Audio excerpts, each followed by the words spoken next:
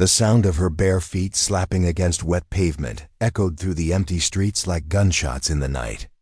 Behind her, car doors slammed with the finality of coffin lids, and angry voices cut through the darkness in rapid-fire Arabic, each word sharper than the last.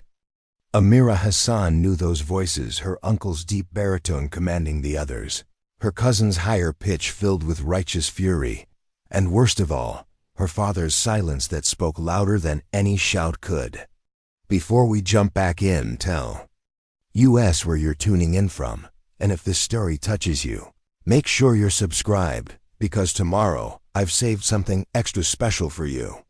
She had maybe 3 minutes before they caught up to her. 3 minutes to find somewhere to hide, somewhere to disappear, somewhere to become invisible before they dragged her back to face what they called justice and what she knew was death. Wrapped in the thin veil of family honor, the wedding dress her grandmother had sewn by hand hung in tatters around her legs, the delicate beadwork that had taken months to complete now snagging on fire escapes and garbage cans as she ran. Blood seeped through the white silk from where her uncle's ring had caught her cheek when she'd tried to explain, when she'd begged them to understand that she couldn't marry a man she'd never met, couldn't live a life that would slowly strangle. Every dream she'd ever dared to whisper in the dark. Her lungs burned as she turned down an alley that reeked of rotting food and broken promises.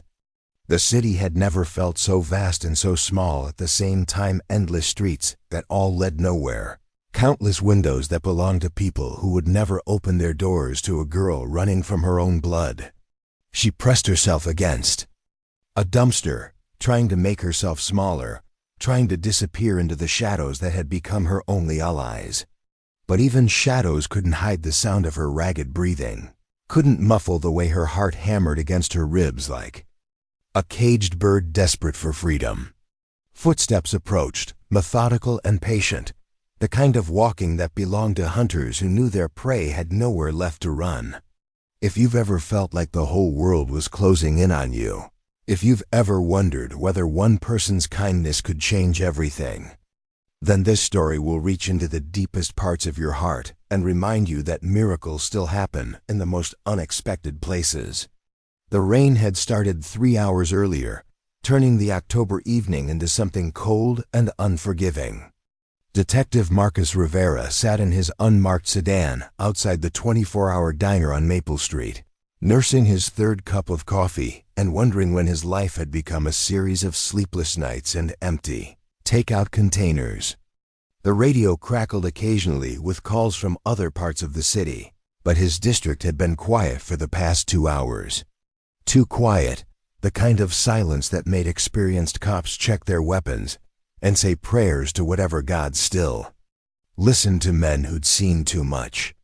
At 34, Marcus had been working the night shift for 6 years, ever since his wife Elena died and left him with a 7-year-old daughter who still waited up for him every morning, no matter how many times he told her she didn't have to.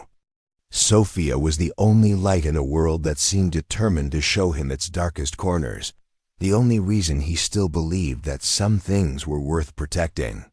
His phone buzzed against the dashboard. A text from Mrs. Chun, his elderly neighbor, who watched Sophia when he worked late shifts. She's asleep but had another nightmare, asked for you twice. Come home when you can. Marcus closed his eyes and rubbed his temples. The nightmares had started 6 months ago, around the anniversary of Elena's death. Sophia would wake up crying, convinced that he wasn't coming home, that she'd be left alone like all the other kids in foster care whose stories she'd heard at school. He'd tried therapy, tried changing his schedule, tried everything except the one thing his captain kept suggesting, transferring to day shift and leaving the streets he'd sworn to protect. The radio crackled again, this time with an edge that made him sit up straighter. All units, we have reports of a domestic disturbance escalating in the Riverside district. Multiple vehicles, possible family dispute turned violent. Suspect vehicle described as a black SUV, license plate beginning with 7 Echo 9. Marcus started his engine. Riverside was only 10 minutes away, and something in the dispatcher's voice told him This wasn't going to be a simple noise. Complaint. He'd learned to trust those instincts over the years, the way certain calls felt different before you even arrived on scene.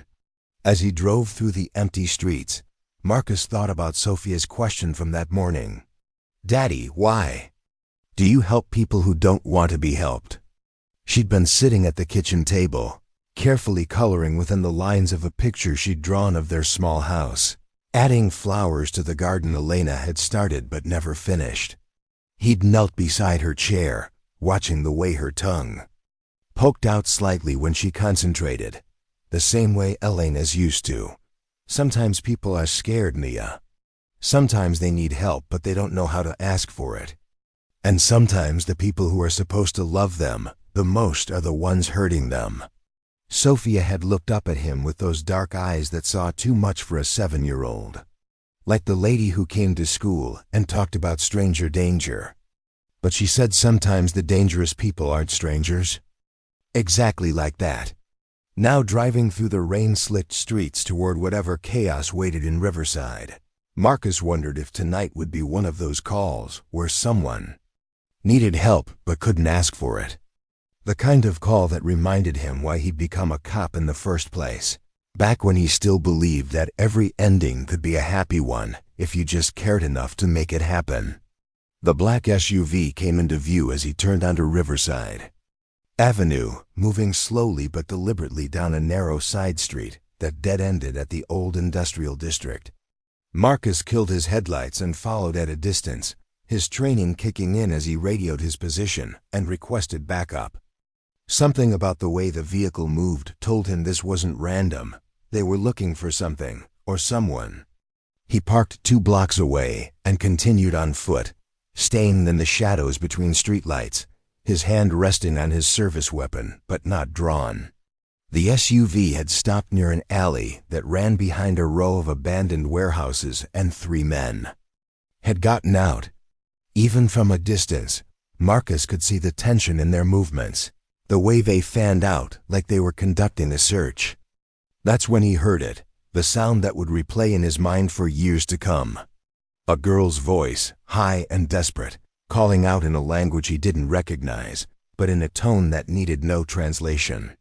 Fear had its own universal language, and this girl was drowning in it.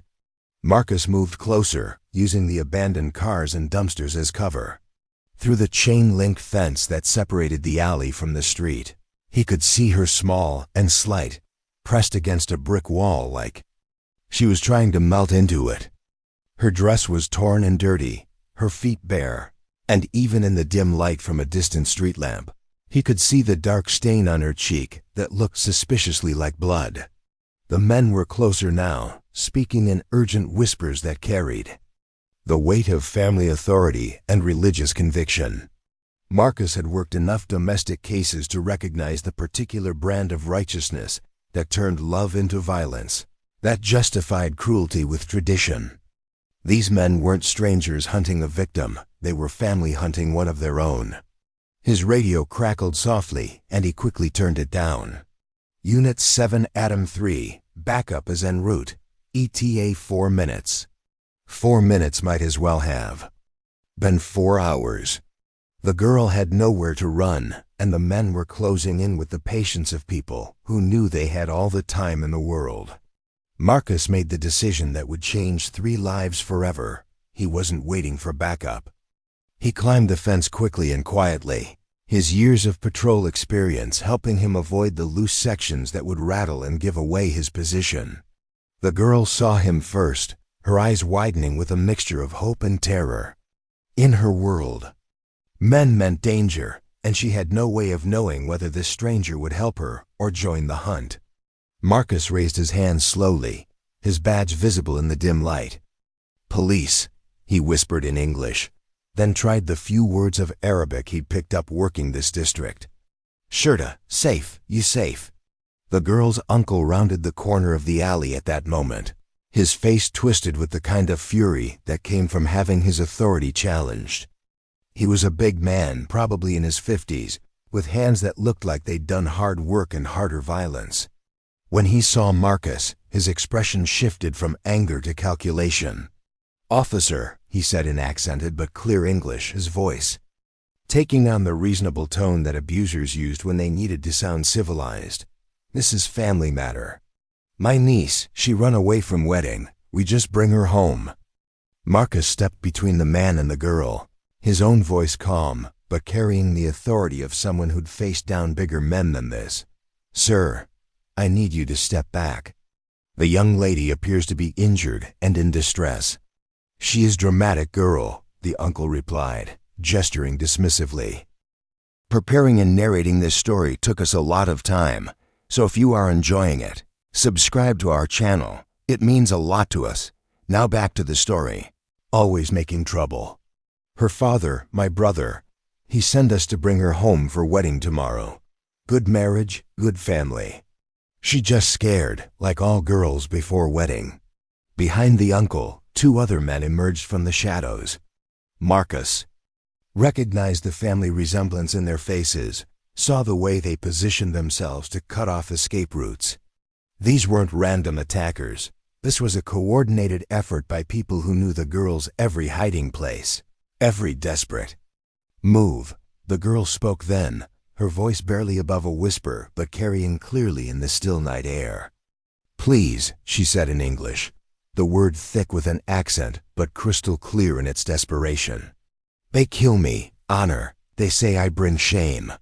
The uncle's mask slipped for just a moment, fury flashing across his features before he regained control.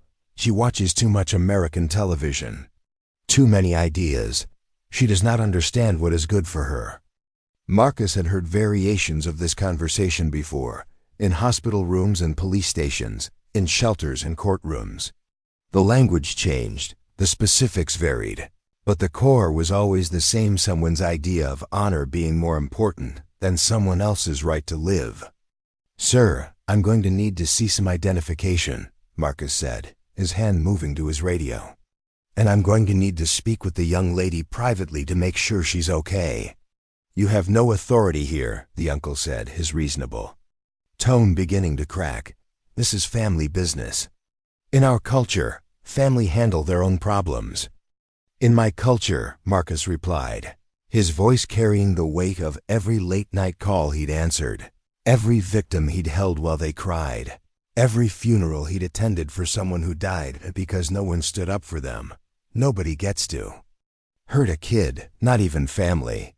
The girl was crying now, but quietly, the way people cry when they've learned that loud grief brings punishment. Marcus could see bruises on her arms that weren't fresh, scars on her wrists that told stories he didn't want to imagine. This wasn't about a wedding she was nervous about. This was about a life she was running from, a fate that someone else had decided she deserved. The uncle took a step forward, and Marcus saw the exact moment when the man decided that negotiation was over. There was a shift in his posture, a hardening around his eyes that Marcus had seen too many times before. This was the moment when reasonable men became dangerous ones. "Last chance," the uncle said quietly. "Walk away, officer. This does not concern you." Marcus thought about Sophia, asleep in her bed, trusting that her father would come home safe. Every night. He thought about Elena, who'd always said that the measure of a man wasn't in what he did when people were watching, but in what he did when no one would ever know. He thought about all the calls he'd answered too late, all the victims who'd needed someone to stand between them and the people who were supposed to love them. "Actually," Marcus said, unclipping his radio and calling for immediate backup, "it concerns me quite a bit." The first cousin lunged at him then, moving faster than Marcus had expected for such a big man. It went down hard against the brick wall, and Marcus felt something sharp tear across his cheek as they struggled. His training took over years of academy instruction and street experience, condensed into muscle memory and survival instinct. The fight lasted maybe 30 seconds, but it felt like hours. Marcus managed to get his attacker in a hold that ended the immediate threat, but he could hear the other men moving, could hear the girl crying harder now. When he looked up, the uncle was standing over the girl with something in his hand that glinted in the streetlight. "You should have walked away," the uncle said sadly, as if this outcome disappointed him rather than being exactly what he'd planned. "Now she dies here instead of with dignity at home. And you die with her." The backup sirens were getting closer, but not close enough. Marcus calculated distances and angles, weighed his chances of reaching the uncle before the knife found its target. He thought about Sophia waking up tomorrow morning and asking Mrs. Chun why Daddy hadn't come home. That's when the girl moved. She wasn't running away anymore. Instead, she launched herself at her uncle with the desperate fury of someone who had nothing left to lose. The knife went flying as they crashed to the ground, and in that moment, Marcus saw something in her eyes that hadn't been there before. Not just fear, not just desperation, but rage. The kind of anger that came from realizing that you'd spent your whole life being afraid of people who had no right to make you afraid. The backup units arrived in a flood of lights and sirens and shouted commands. Within minutes, the alley was full of cops and paramedics, crime scene tape, and evidence bags. The uncle and his companions were cuffed and loaded into separate patrol cars, their righteous fury replaced by the sullen silence of men who knew their authority only extended as far as the shadows they'd been dragged out of. The girl sat in the back of an ambulance, wrapped in a blanket that dwarfed her small frame, speaking quietly to a female officer who specialized in domestic violence cases. Marcus watched from a distance as the paramedic cleaned the cut on her cheek, noting the way she flinched from sudden movements, but held herself with a dignity that seemed too old for someone who couldn't be more than 16. "Hell of a thing," said Sergeant Rodriguez, appearing at Marcus's elbow with 2 cups of coffee from the diner down the street. "She speak English?" "Some," Marcus replied, accepting the coffee gratefully. "Enough to ask for help. Immigrations. Going to want to talk to her. Social services too. Could get complicated." Marcus nodded, but his attention was still on the girl in the ambulance. She was looking directly at him now, and when their eyes met, she pressed her hand to her heart and then extended it toward him. Even without words, he understood. "Thank you. You saved my life." He thought about Sophia again, about the conversation they'd had that morning about helping people who couldn't ask for help. Sometimes he realized you didn't have to ask. Sometimes you just had to be there when the asking finally happened. "What's her name?" he asked Rodriguez. "Amira something." "Hassan, I think. Says she's 17, but she looks younger. Family. Was trying to force her into marriage with some guy back in Syria. When she refused, they decided she'd dishonored them." Rodriguez shook his head. "These honor-killing cases, they're getting more common. Families think they can bring their old country justice to American streets." Marcus knew the statistics. He'd worked gang cases and domestic violence cases and every other kind of human misery that found its way onto police reports. But knowing the numbers was different from looking into the eyes of someone who'd come within minutes of becoming another statistic. "What happens to her now?" he asked. "Foster care, probably. Maybe a group home if they can find one that specializes in this kind of situation. She's lucky she's 17 in a year. She can age out of the system and disappear if she wants to." Marcus thought about that word lucky. Lucky to be an orphan in a foreign country. Lucky to have her family try to kill her. Lucky to be facing a future with no safety net and no one to trust. It was the kind of luck that felt more like a curse. The female officer approached them, her expression grim. "She wants to talk to you," she told Marcus. "Says you're the first man who ever stood between her and violence instead of being the source of it." Marcus followed her back to the ambulance, where Amira sat perched on the edge of the gurney like a bird ready to take flight at the first sign of danger. Up close, he could see that Rodriguez was right. She was probably closer to 15 than 17, with the kind of delicate features that made her look even younger. But her eyes were ancient, holding the weight of experiences no child should carry. "Thank you," she said in careful English, each word deliberately chosen. You saved my life." "You saved yourself," Marcus replied gently. "I just provided backup." Amira smiled then, the first genuine expression he'd seen from her. It transformed her face completely, showing him a glimpse of who she might have been in a world where young girls didn't have to run for their lives. "I have question," she said, her brow furrowing as she searched for the right words. "You have family? Children?" Marcus nodded. "A daughter. She's 7. She lucky," Amira said simply, "to have father who protects instead of—" She gestured vaguely at the patrol cars where her relatives sat in handcuffs. "All children should be that lucky," Marcus replied, and he meant it.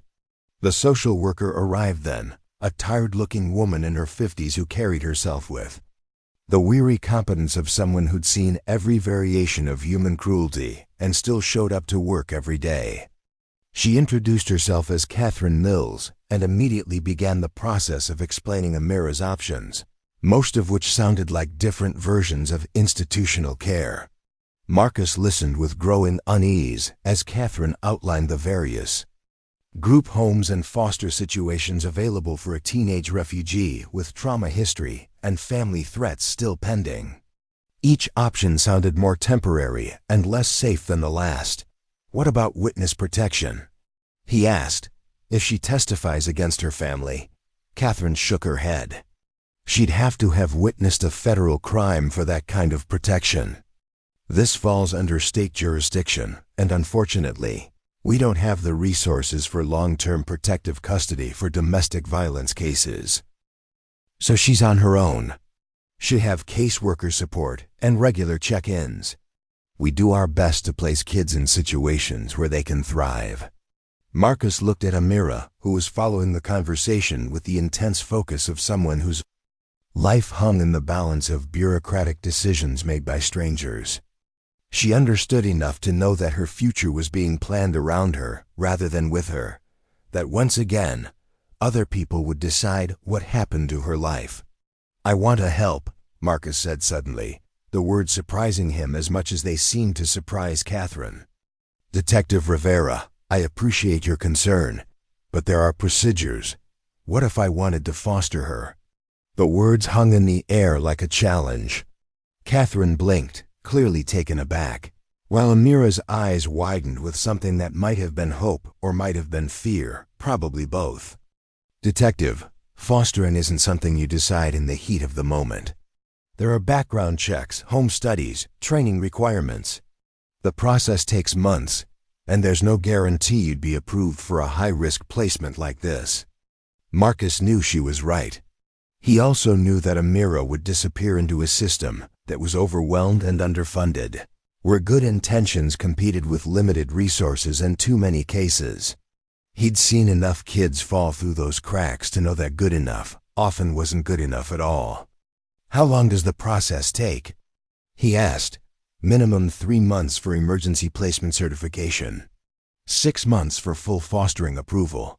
And in the meantime?" Catherine's expression said everything her words didn't. In the meantime, Amira would be placed wherever there was an open bed, probably moved multiple times as spaces became available or unavailable. She'd learn not to unpack completely, not to get attached to temporary guardians who were doing their best with impossible situations. Marcus thought about Sophia, waiting for him at home, trusting that he would always come back, always keep her safe. He thought about Alina, who'd once told him that love wasn't something you fell into, but something you chose to build, day by day, decision by decision. "Start the paperwork," he said. Catherine stared at him. "Detective, start the paperwork," he repeated.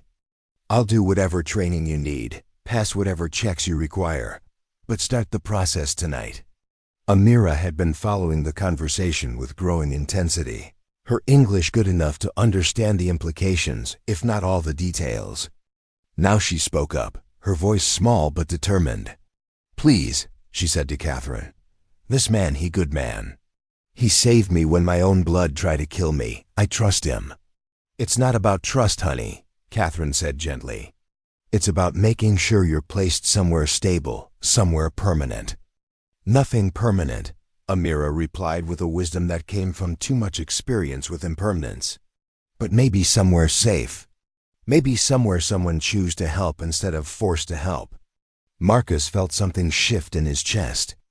A recognition that this moment was bigger than just one night, one rescue, one decision made in the aftermath of violence. This was about the kind of man he wanted to be, the kind of father he wanted Sophia to see when she looked at him. "What would I need to do?" he asked Catherine. She sighed, but he could see her professional resistance giving way to the reality of limited options and a kid who needed immediate help.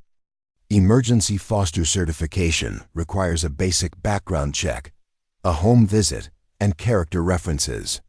"If you're serious about this, I can make some calls tonight, see if we can expedite the initial approval. I'm serious. And your daughter? How do you think she handles suddenly having a traumatized teenager in the house?" Marcus smiled, thinking about Sophia's endless questions about fairness and justice, her 6-year-old certainty that the world should be a place where everyone had enough love and safety to go around. "I think she'd be the best part of this whole situation," he said. 2 hours later, Marcus found himself driving through the pre-dawn darkness with Amira in the passenger seat, her few possessions in a plastic bag in the back. The hospital had released her after treating her injuries. Social services had completed their emergency placement paperwork, and somehow, through a combination of bureaucratic flexibility and sheer determination, Catherine had managed to arrange temporary custody, pending the full evaluation process. Amira sat quietly, watching the city pass by through rain-streaked windows. She'd changed out of the torn wedding dress into jeans and a sweater provided by the hospital's victim services department, but she still looked impossibly small and fragile against the leather seat. "Are you nervous?" Marcus asked as they turned into his neighborhood. "Yes," Amira replied honestly, "but good nervous. Like before something good happened, not bad." Marcus understood the distinction. He'd felt the same way the night Sophia was born, the same combination of terror and anticipation that came with knowing your life was about to change completely and hoping you were strong enough to deserve the change. His house was small but welcoming, with a front porch that Elena had painted yellow because she said it looked like sunshine even on cloudy days. The garden she'd started was overgrown now, but the flowers still bloomed stubbornly every spring, as if her love for growing things had taken root so deeply that death couldn't kill it. "This is home," Marcus said simply as he parked in the driveway. Amira stared at the house for a long moment. "It looks safe," she said finally. "It is safe," Marcus promised. "For as long as you need it to be." Mrs. Chun met them at the door, her kindly face creased with concern and curiosity. Marcus had called her from the hospital to explain the situation in broad strokes, and she'd responded with the matter-of-fact generosity that made her the best neighbor he could have asked for. "Sophia is asleep," she whispered as they entered. "But she woke up when you called and wanted to help get the spare room ready.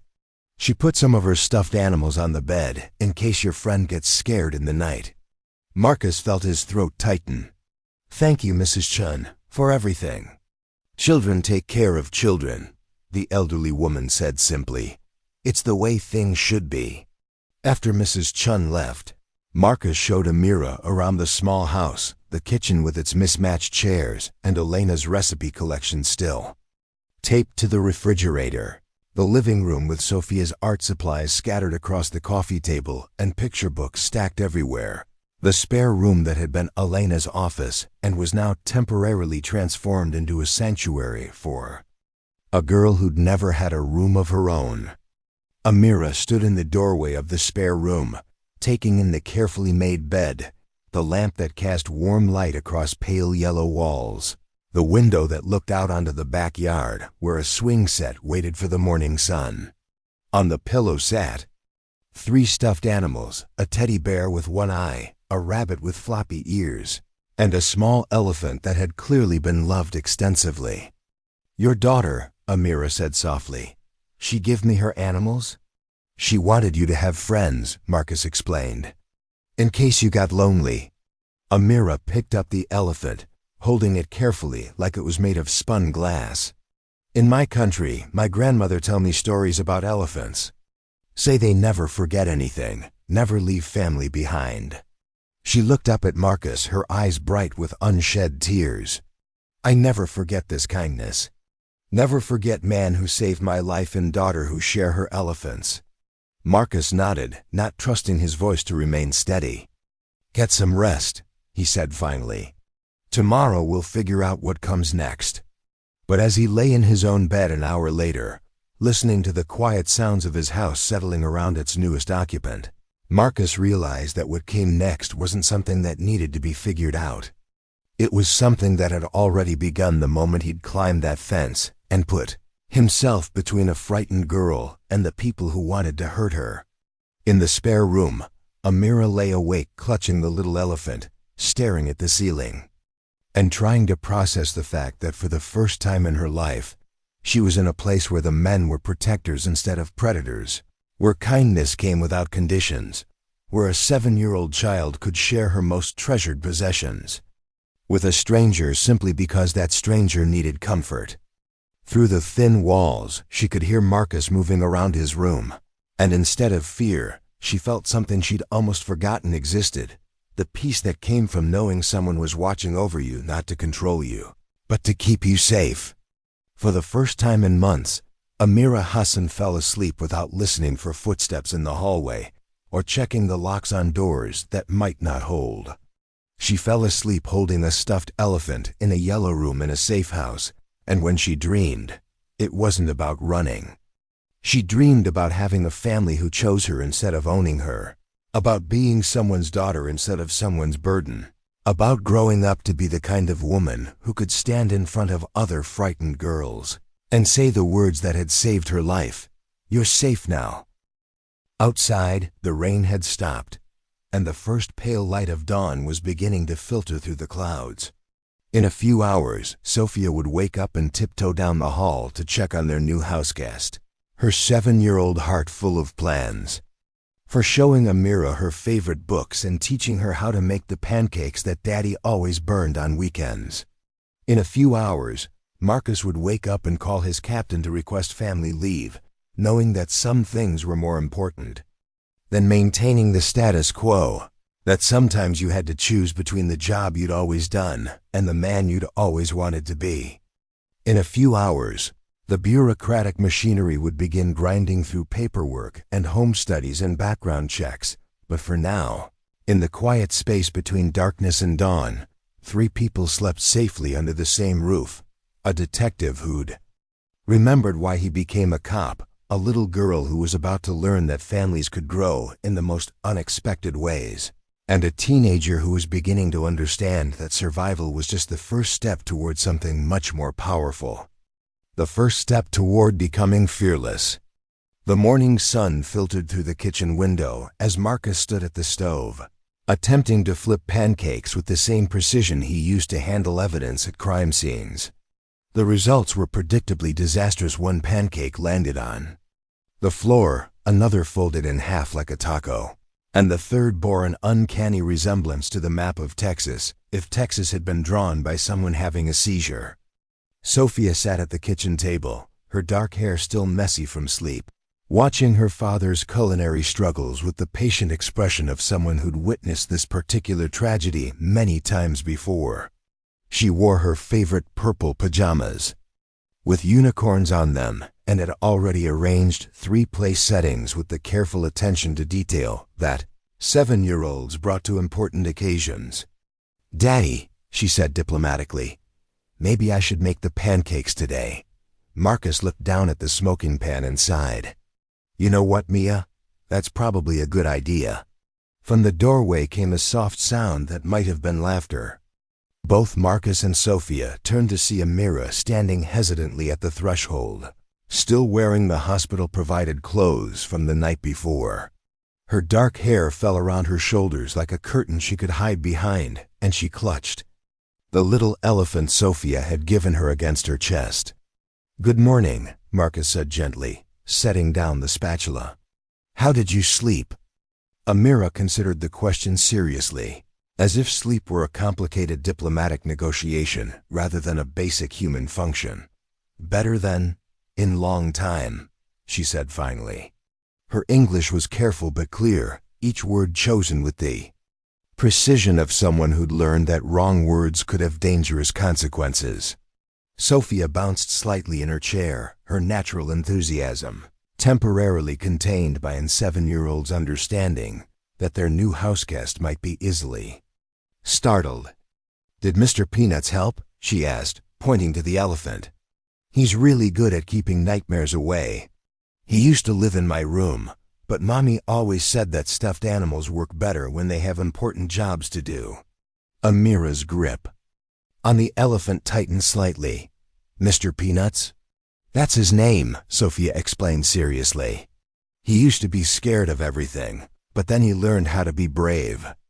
Daddy says that sometimes the bravest people are the ones who were scared first, because they know how important it is to help other scared people. Marcus felt his chest tighten at the casual way Sophia quoted Elena's words back to him. His late wife had possessed an innate wisdom about fear and courage that their daughter seemed to have inherited, along with her mother's eyes and her stubborn streak. Would you like some breakfast? Marcus asked Amira, gesturing toward the chaos of his attempted cooking. Fair warning, I'm much better at catching criminals than I am at making food. I can cook, Amira said quietly, then immediately looked worried, as if offering to help might be overstepping some invisible boundary. If you want. My grandmother, she'd teach me before. She didn't finish the sentence, but Marcus understood. Before everything changed. Before the family that should have protected her became the thing she needed protection from. That would be amazing, he said, stepping aside to make room for her at the stove. Sophia's been trying to teach me for months, but I think I'm a lost cause.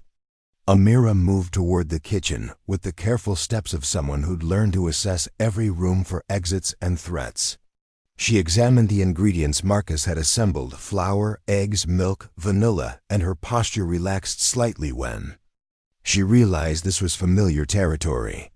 In Syria, she said as she began measuring flour with practiced ease, my grandmother make pancakes different, with rose water and, how you say, orange flower water. Very sweet, very light. But this way good too. Sophia watched with fascination as Amira worked, her movements economical and confident in a way that spoke of countless mornings spent helping in a kitchen where precision mattered. There was something almost meditative about the way she whisked the batter, as if the rhythm of cooking could temporarily quiet whatever chaos lived in her mind. My mommy used to cook too, Sophia said, settling her chin in her hands. Daddy says she could make anything taste good, even vegetables. Do you miss your grandmother? The question hung in the air like smoke.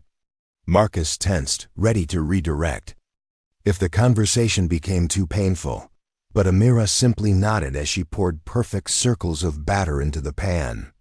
Every day, she said simply. She died 2 years ago. After that, everything become different. Different how? Sophia asked with the fearless curiosity of a child who hadn't yet learned that some questions led to answers too heavy for small shoulders. Amira was quiet for so long that Marcus thought she might not answer. When she finally spoke, her voice was soft but steady. My grandmother, she was bridge between old ways and new ways. She'd tell my father that girls should learn, should have dreams. When she gone, Amira flipped a pancake with a deft wrist motion. No more bridge, only old ways. Sophia considered this with the seriousness she brought to all matters of injustice. That's not fair. No, Amira agreed, not fair. But sometimes life not fair, and you must choose be angry or be strong.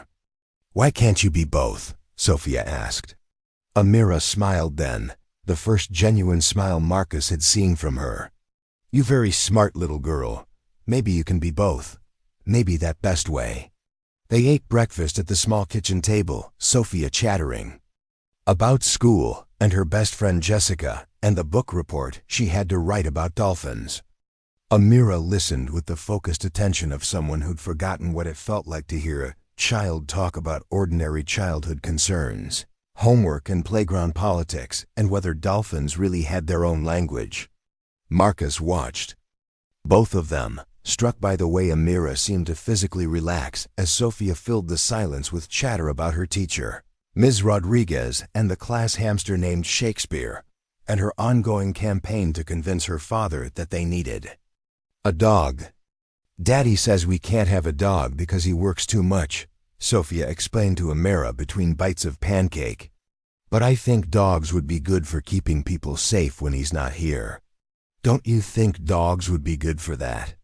Amira glanced at Marcus, and he caught something in her expression that looked almost like amusement. "I think," she said carefully, "that dogs very good for many things. Protection, yes, but also company, when you afraid to be alone." "Exactly," Sophia said triumphantly. "See, Daddy? Amira understands about dogs." Marcus held up his hands in surrender. "I'll consider it. But right now we have more important things to figure out." He looked at Amira. "Catherine, the social worker, she's coming by this afternoon to do the initial home visit. It's just a formality, but I wanted you to know." Amira's fork paused halfway to her mouth. "Home visit?" "Standard procedure," Marcus explained quickly, recognizing the flicker of panic in her eyes. "She needs to make sure this is a safe environment, that Sophia and I are suitable temporary guardians. It's not about you, it's about us proving we can take care of you properly." "What if she say no?" The question was asked so quietly that Marcus almost missed it, but the fear underneath was loud and clear. Amira had learned not to trust in permanence, not to believe that safety could last longer than a single night. "She won't say no," Marcus said with more confidence than he felt. "This house has been Sophia's home for 7 years. It's safe, it's stable, and you're welcome here for as long as you need to be." "But what if—" "Hey," Sophia interrupted, reaching across the table to touch Amira's hand.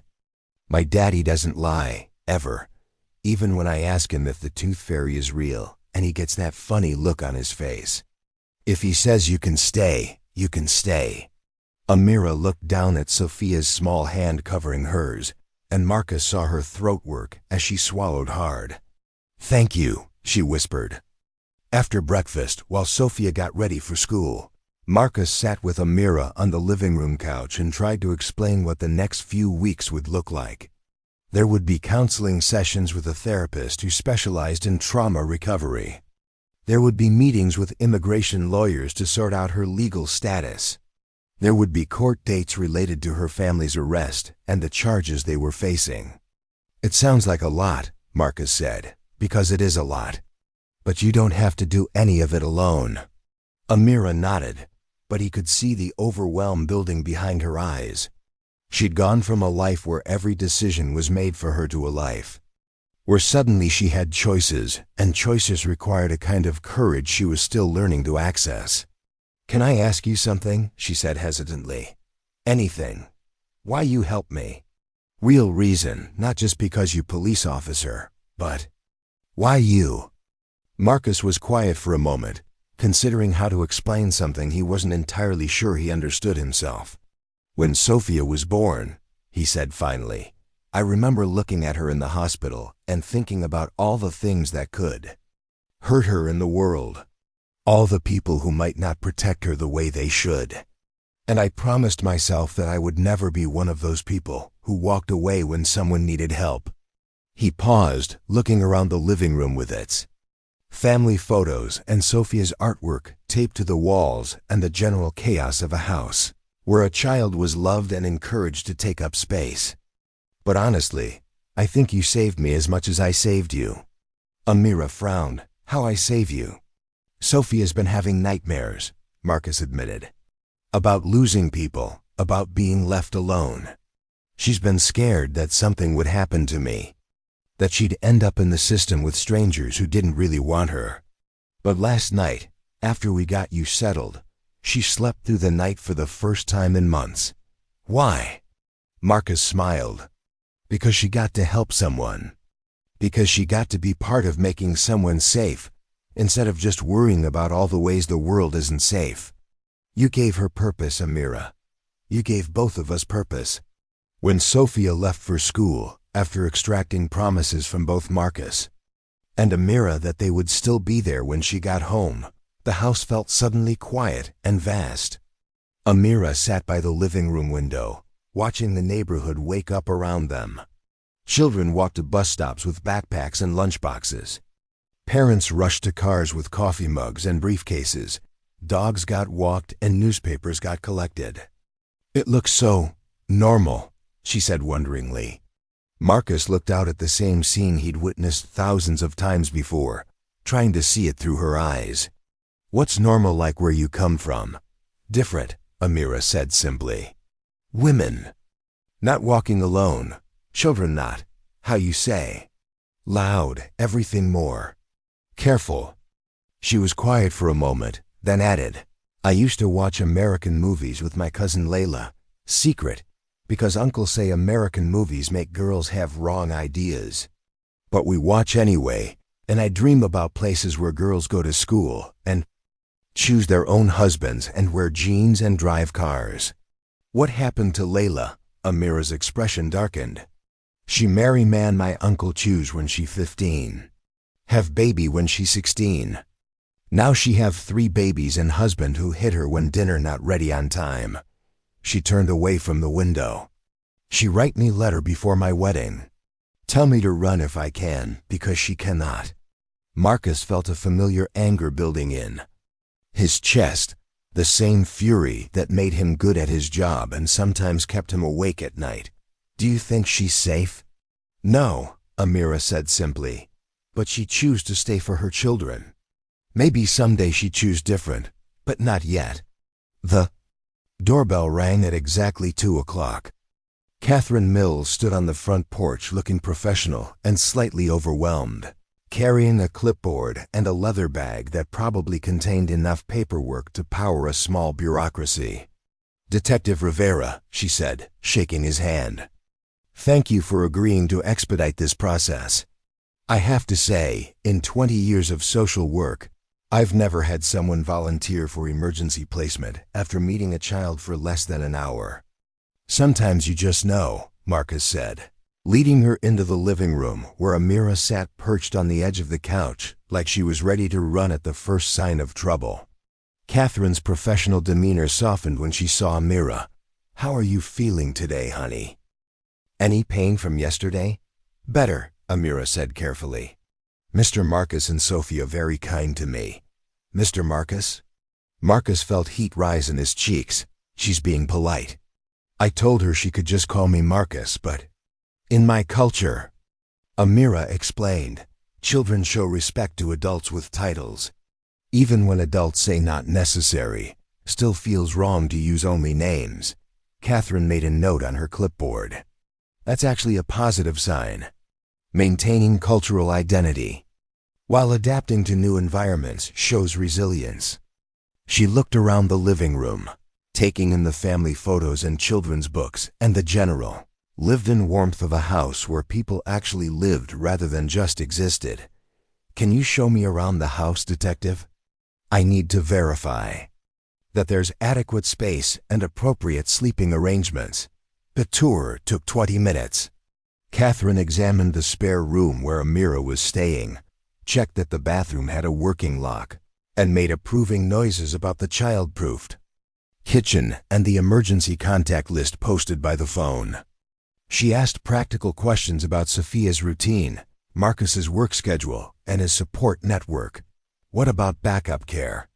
She asked, when you're working late or get called in for emergencies. Mrs. Chun next door has been helping with Sophia for years, Marcus explained. She's already said she's happy to include Amira in that arrangement. And my partner's wife, Maria, is a nurse. She's offered to help with any medical appointments or counseling sessions. Catherine made more notes. And financially? Foster care provides a monthly stipend, but there are always additional costs. Money's not an issue, Marcus said firmly. I've got savings, good insurance through the department, and honestly, after paying for Sophia's dance classes and art supplies, adding one more kid to the budget isn't going to break me. When they returned to the living room, Catherine sat across from Amira and spoke in the gentle but direct tone that good social workers used with traumatized children. Amira, I need to ask you some questions about how you're feeling here. Not about your family or what happened, we'll talk about that with the therapist, but about this placement. Do you feel safe in this house? Yes, Amira said without hesitation. Has anyone here made you feel uncomfortable or threatened in any way? No, Mr. Marcus and Sophia, only kind to me. Do you understand that this is a temporary arrangement while we work on more permanent solutions? Amira's expression flickered, but she nodded. I understand. And if you needed to leave, if something didn't feel right, do you feel like you could tell me or another adult? Yes. Amira looked directly at Catherine. But I not want to leave. This first place I feel safe since grandmother died, Mr. Marcus saved my life, and Sophia share her elephants. This good place. Catherine's professional mask slipped slightly, revealing the human underneath who'd gotten into social work because she believed children deserved better than the hand they'd been dealt. Okay, she said, closing her clipboard. Detective Rivera, based on this initial assessment, I'm approving temporary placement for up to 90 days while we work on your full certification. There will be weekly check-ins for the first month, monthly after that, and of course Amira will need to start counseling within the week. Marcus felt something tight in his chest loosen. Thank you. Don't thank me yet, Catherine warned. The full home study is much more intensive. They'll want character references, financial records, background checks going back 10 years. And there's no guarantee that temporary placement will lead to permanent custody. Amira's case is complicated. She's got potential immigration issues, family members who may not be in prison forever, and trauma that's going to require specialized care. We'll figure it out, Marcus said simply. After Catherine left, Amira sat quietly in the living room while Marcus made phone calls to his captain to arrange extended family leave, to a therapist, his department's victim services coordinator, recommended to an immigration lawyer who specialized in asylum cases for minors. Many phone calls, Amira observed when he finally hung up. Many people who want to help, Marcus replied. You're not doing this alone, remember? When Sophia came home from school, she burst through the front door with the explosive energy of a 7-year-old who'd spent 6 hours being told to sit still and use her inside voice. Amira. She called, dropping her backpack in the hallway. You're still here. Where else I go? Amira asked, smiling. I don't know. But sometimes when I come home from school, people aren't here anymore. Sophia's voice carried the matter-of-fact sadness of a child who'd learned too young that people could disappear without warning. Marcus felt his heart break a little. Elena's death had taught Sophia that stability was fragile, that the people you loved could vanish between breakfast and bedtime, leaving nothing but empty spaces and unanswered questions. Hey, he said, pulling Sophia onto his lap. Remember what we talked about how this is different. Sophia nodded, but Marcus could see the worry in her eyes. She'd been excited about having Amira stay with them, but excitement and security weren't the same thing. Miss Rodriguez asked me to tell the class about our family for the family tree project, Sophia said. Can I include Amira? Marcus looked at Amira, who had gone very still. That's up to Amira, he said carefully. She gets to decide what feels right for her. Amira was quiet for a long moment. What is family tree? Sophia launched into an enthusiastic explanation of the assignment, drawing a tree with branches for family members, writing about what made each person special, presenting it to the class the following week. But I don't know how to draw it, Sophia said, her enthusiasm dimming. Because it's supposed to be about your whole family, but Mommy's not here anymore. And now you're here, but I don't know if that counts as the same family or a different family or what. Marcus watched Amira process this 7-year-old's dilemma about how to categorize relationships that didn't fit into neat boxes. In Syria, family was blood and marriage and clear hierarchies that stretched back generations. But here in this living room, family was being redefined by choice and circumstance and the simple act of sharing breakfast at the same table. Maybe, Amira said slowly, family tree not just about blood family. Maybe about people who choose to love you, choose to keep you safe, like, she gestured around the room. Mr. Marcus choose to help me when he not have to. You choose to share Mr. Peanuts when you not have to. That family too, yes? Sophia's face lit up. So I can put you on my family tree, if you want. What should I write about you? Amira considered the question seriously. Maybe write that I learning to be brave. That I come from far away but finding home here. That evening, after Sophia had gone to bed clutching a picture book about a mouse who learned to roar, Marcus and Amira sat in the living room working on the endless paperwork that seemed to follow traumatized children through the system. Immigration forms, therapy intake questionnaire, victim impact statements for the prosecutor's office. So many questions, Amira said, staring at a form that asked her to detail her educational background, employment history, and future goals. What's the hardest part? Marcus asked. Amira tapped her pen against the paper. Questions about future. For so long, I think only about surviving today, surviving this week. I never think about what I want to become. What did you want to be when you were Sophia's age? Teacher, Amira said immediately. I want to teach little girls to read, to think, to dream big dreams. But then Uncle say education make girls difficult, make them not want to be good wives. She shrugged. So I stopped dreaming about teaching. What about now? Amira looked around the room, taking in Sophia's art projects and the family photos and the general atmosphere of a place where dreams were encouraged rather than crushed. Now I think maybe dreams not dead, she said quietly. Maybe just sleeping, waiting for a safe place to wake up. Marcus nodded. Dreams are patient that way. They worked in comfortable silence for a while. The only sounds the scratching of pens on paper and the distant hum of the refrigerator. Outside, the neighborhood was settling into evening routines, porch lights coming on, families gathering for dinner, the ordinary rhythms of life that Amira was still learning to trust. Mr. Marcus, she said suddenly, can I ask about Sophia's mother? Marcus's pen paused on the form he was filling out. What would you like to know? Sophia talk about her like she's still here, like she watching, like she happy about me staying.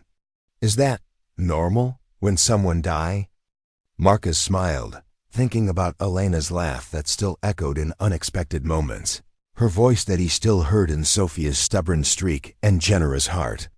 Elena died in a car accident 2 years ago, he said. Drunk driver ran a red light. Sophia was 4, and for a long time she kept asking when Mommy was coming home. I didn't know how to explain that some people leave and never come back, especially when the leaving wasn't their choice. He set down his pen and looked at the framed photo on the end table, Elena holding newborn Sophia, both of them looking slightly shell-shocked but radiantly happy. But Sophia figured out something I was too sad to see at first. Elena didn't really leave, not completely. She's in Sophia's smile and her stubborn streak and the way she automatically shares her favorite things with people who need comfort. She's in the garden that still blooms every spring and the recipe card still taped to the refrigerator. Amira followed his gaze to the photo. She looks kind. She was. She would have liked you. Elena always said that the measure of a person wasn't what they had, but what they shared when they had very little. I have very little, Amira said quietly. But you shared it anyway, Marcus replied. You shared your story so we could help. You shared your cooking this morning. You shared your time with Sophia when she needed someone to listen. That's everything, Amira. That's what Elena would have called everything. Later that night, as Marcus was locking up and turning off lights, he heard soft footsteps in the hallway.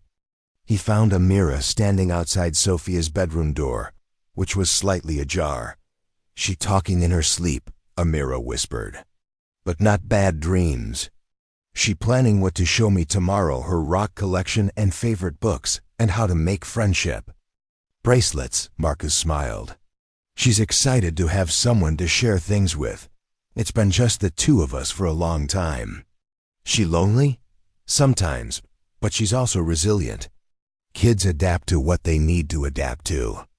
They stood in the hallway for a moment, listening to Sophia's quiet breathing and the settling sounds of an old house holding its occupants, safe through another night. "Mr. Marcus," Amira said softly, "I want to tell you something. When I running last night, when uncle and cousins chasing me, I pray to Allah to send help. But I not believe help really come. I think I pray because I need words to say when dying." She looked up at him, her eyes serious in the dim hallway light. "But help did come, you come. And now I think maybe prayer's not about asking for things you want. Maybe prayer's about opening heart to receive things you not know you need." Marcus felt his throat tighten. "What didn't you know you needed?" Amira smiled, the same soft expression she'd worn while listening to Sophia plan their tomorrow. "Family that choose you instead of own you. Little girl who share elephants and plan adventures. Man who save your life and then teach you how to live it." She paused, then added, "Safety that not just about hiding, but about learning to stand in light without fear." As Marcus lay in bed that night, he thought about prayers and answered requests and the strange alchemy that could transform three broken people into something that looked surprisingly like wholeness.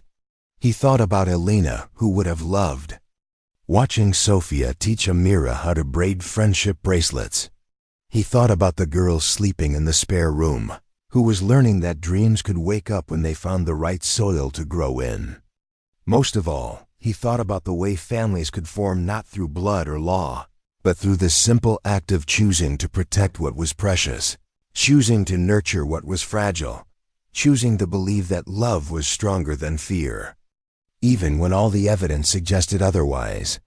In the spare room, Amira lay awake, holding Mr. Peanuts and listening to the sounds of a house where she was welcome rather than merely tolerated. Tomorrow would bring more forms and appointments, and difficult conversations about the past and future.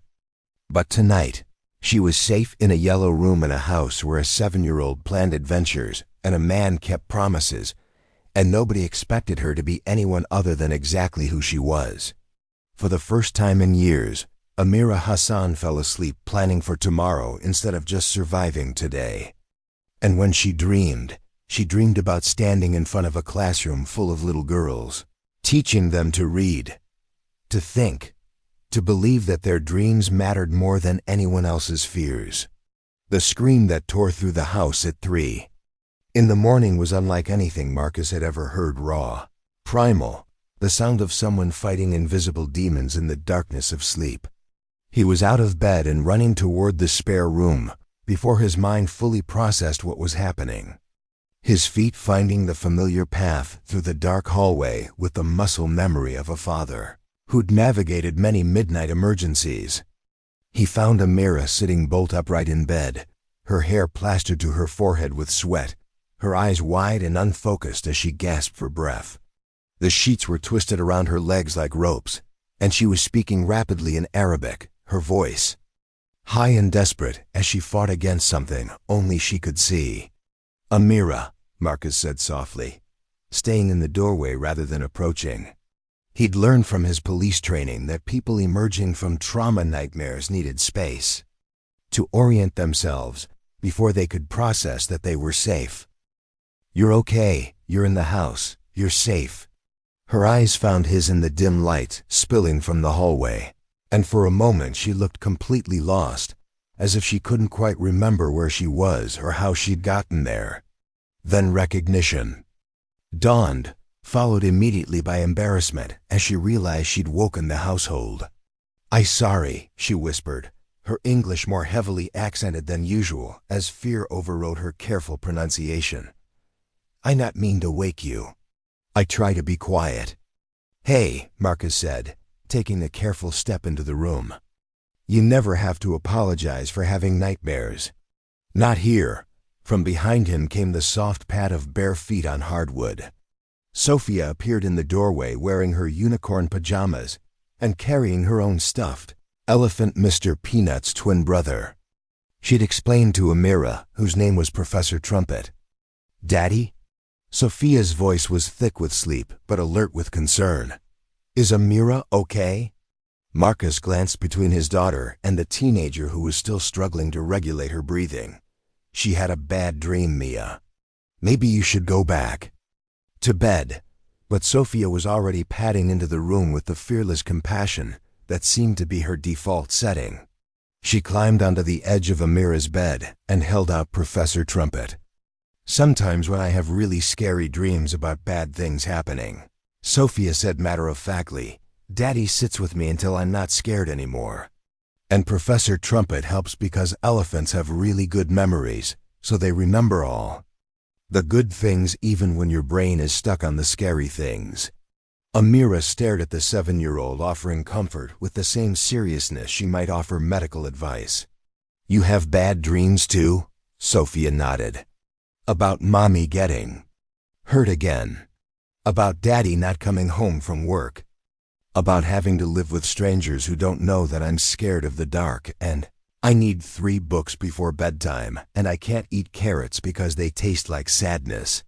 Despite everything, Amira's mouth quirked upward slightly.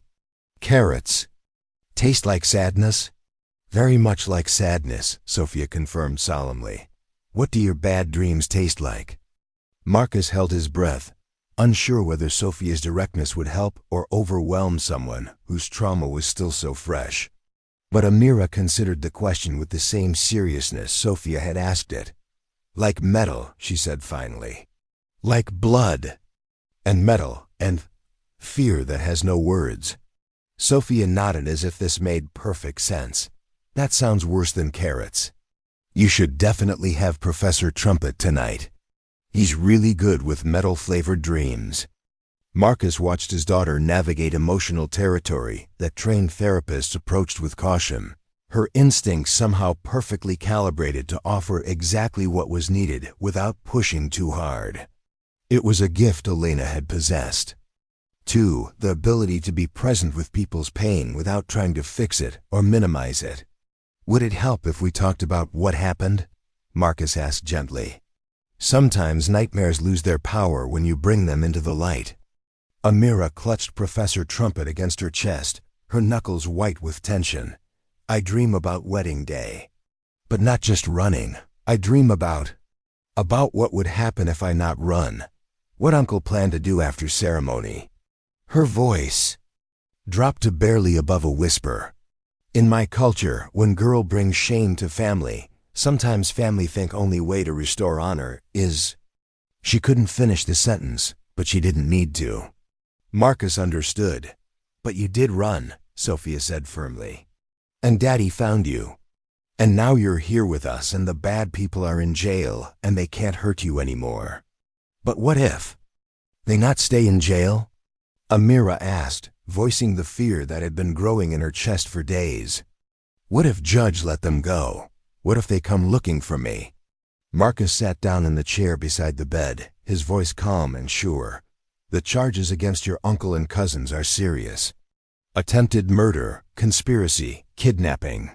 Even if they make bail, which is unlikely, there are restraining orders in place, and I'm not exactly helpless if they try anything." "You cannot watch me all time," Amira pointed out. "You have Sophia to protect, job to do. I cannot ask you to make your life about keeping me safe." "You're not asking," Marcus said simply. "I'm choosing." That's what families do. They protect each other, even when it's inconvenient, even when it's scary, even when they didn't plan for it. Sophia yawned hugely, then curled up next to Amira like a small, warm cat. Can I sleep here tonight? Sometimes. When I have bad dreams, sleeping with someone else helps because then my brain knows I'm not alone. Amira looked at Marcus uncertainly. Is okay? If it helps you both sleep better, it's more than okay. 20 minutes later, Marcus stood in the doorway watching two dark heads on the pillow Sophia sprawled with the complete abandon of childhood. Amira still slightly tense but visibly more peaceful with the solid presence of another person beside her.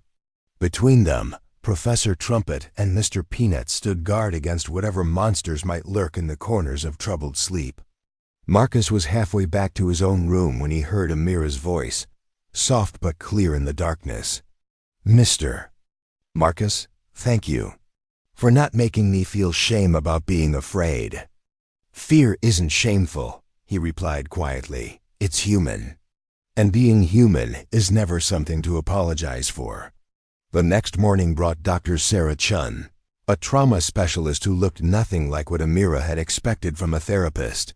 Instead of the stern clinical figure she'd imagined, Dr. Chun was a petite woman in her 40s with kind eyes and a manner that felt more like visiting with a trusted aunt than submitting to psychological evaluation. They met in Marcus's living room while Sophia was at school, the morning sunlight streaming through the windows and making everything feel less ominous than it had in the darkness of 3 a.m. I want to start by saying that this isn't an interrogation, Dr. Chun said, settling into her chair with a cup of the tea Marcus had offered. I'm not here to make you relive traumatic experiences or push you to talk about things you're not ready to discuss. I'm here to help you process what you've been through and develop tools for moving forward. Amira sat on the couch with Mr. Peanuts in her lap, unconsciously mimicking Sophia's tendency to hold on to comfort objects during difficult conversations. What kind of tools? Coping strategies for when memories become overwhelming. Techniques for managing anxiety and hypervigilance. Ways to distinguish between real threats and trauma responses that make everything feel dangerous even when it isn't. Dr. Chun opened a notebook, but kept her eyes on Amira rather than looking down at the pages. Can you tell me how you've been sleeping since you've been here? Better than before, but still, difficult, many dreams. Sometimes I wake up and forget where I am, think I'm still running. That's completely normal. Your nervous system has been in survival mode for a long time. It takes time to learn that you can relax your guard. They talked for an hour about sleep patterns and triggers, about the way trauma could make your body react to safety as if it were just another kind of threat. Dr. Chun explained how the brain processed fear, why nightmares served a purpose even when they felt like punishment, how healing wasn't linear but more like a spiral staircase. Sometimes you felt like you were going in circles, but you were actually moving upward. I want to ask you about your support system, Dr. Chun said toward the end of the session. How are things with Marcus and Sophia? Do you feel comfortable here? Amira's grip on Mr. Peanuts tightened slightly. They're very kind to me. More than kind, but sometimes I feel guilty. Guilty about what? About taking Sophia's father time. About bringing danger to their house. About. Amira struggled to find the words. About wanting to stay when I know this not permanent. Sophia, she getting attached to me. What happened when I have to leave? What happened when she lose someone else she love? Dr. Chun nodded slowly. Those are very compassionate concerns. It sounds like you're worried about hurting people who have helped you. In my country, we have saying when you save someone's life, you become responsible for that life. But also that person become responsible for not wasting the gift of life they given. Amira looked down at her hands. I not know how to be worthy of being saved. What would being worthy look like to you? Amira was quiet for a long moment. Not being burden, not bringing fear into safe place, maybe. Maybe helping other people the way Mr. Marcus helped me. Those sound like goals we can work toward, Dr. Chun said gently. But Amira, you don't have to earn the right to be safe. You don't have to prove you deserve kindness. Those things aren't rewards for good behavior. They're basic human rights. After Dr. Chun left, Amira sat in the living room staring out the window at the neighborhood, where children rode bicycles and families worked in gardens, and life proceeded with the kind of ordinary security she was still learning to trust. The conversation had stirred up feelings she wasn't sure how to process, hope mixed with terror, gratitude tangled with guilt, the exhausting prospect of learning to live rather than just survive. When Sophia came home from school, she found Amira still sitting by the window, Mr. Peanuts clutched against her chest. "Did the doctor lady make you sad?" Sophia asked, dropping her backpack and climbing onto the couch beside Amira with the directness that seemed to be her superpower. "Not sad, exactly. More like confused. About what?" Amira looked down at this 7-year-old who navigated emotional complexity with the same confidence she brought to playground politics.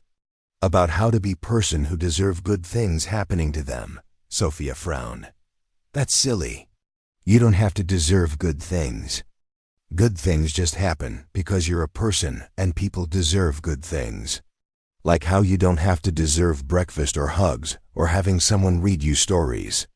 But what if you come from family that do bad things? What if bad things happen because of you?" Sophia considered this with the seriousness she brought to all moral dilemmas. "My teacher says that you're not responsible for what other people do, only for what you do. And you didn't do anything bad. You just didn't want to marry someone. You didn't love, and that's not bad. That's just normal." She leaned against Amira's shoulder. "Besides, if you were a bad person, Daddy wouldn't have helped you. Daddy's really good at knowing which people are good and which people are just pretending to be good.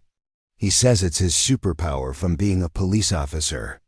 What if I'm not strong enough to be a good person you think I am? Then we'll help you," Sophia said simply. "That's what families do. They help each other be the best kind of people they can be." That evening, while Sophia did homework at the kitchen table and Marcus prepared dinner, Amira found herself drawn to the family. Photos that lined the hallway. Pictures of Sophia as a baby, of Marcus and Elena on their wedding day, of birthday parties and Christmas mornings, and 1,000 small moments that made up a life lived in safety and love. She was beautiful, Amira said when Marcus found her, studying a photo of Elena holding infant Sophia in the hospital. "She was," Marcus agreed. "But more than that, she was steady. When everything else in the world felt chaotic, Elena was the place you could stand and catch your breath. Sophia has her eyes, and her stubborn streak, and her absolute conviction that the world should be fair and that it's everyone's job to make it more fair whenever possible," Amira smiled. "That sounds like Sophia, yes."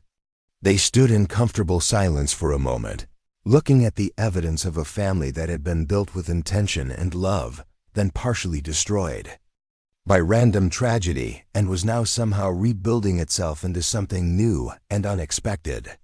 "Mr. Marcus," Amira said quietly, "can I tell you something about my family, about what happened?" Marcus nodded, settling into the chair that had become his designated spot for difficult conversations. Amira sat across from him, her hands folded carefully in her lap. "When my grandmother died, my father become different person. Before, he modern man, he let me go to school, let me learn English, say maybe someday I go to university. But grandmother was, how you say, shield between me and uncle's ideas about women." She paused, gathering her thoughts. "Uncle, he never liked that I study, that I have opinions. He say I become too Western, too independent. When grandmother gone, uncle start talking to my father about honor, about family reputation, about how I bringing shame because I not act like proper Muslim girl. What changed his mind? Letter came from Syria, from cousin who arranged marriage. Very wealthy man, very traditional, willing to pay good bride price for educated girl who speak English but still know her place. Amira's voice became bitter. Uncle convinced my father that this marriage solve all problems. I go back to Syria. Become proper wife, family get money and respect. Marcus felt familiar anger building in his chest. And when you refused? First, they try to convince me. Tell me how lucky I am, how good life I have as wife of important man. When that not work, they try to scare me, tell me what happened to girls who disobey family, who bring dishonor. Amira's hands were shaking now, but her voice remained steady. When fear not work either, they decide to make decision for me. The wedding dress you were wearing when I found you. Grandmother's dress. She wear it when she marry grandfather. In Damascus 50 years ago. Uncle say if I not choose to honor family, they make me honor family. Say after wedding ceremony, if I still refuse to be good wife. She couldn't finish the sentence. Marcus understood.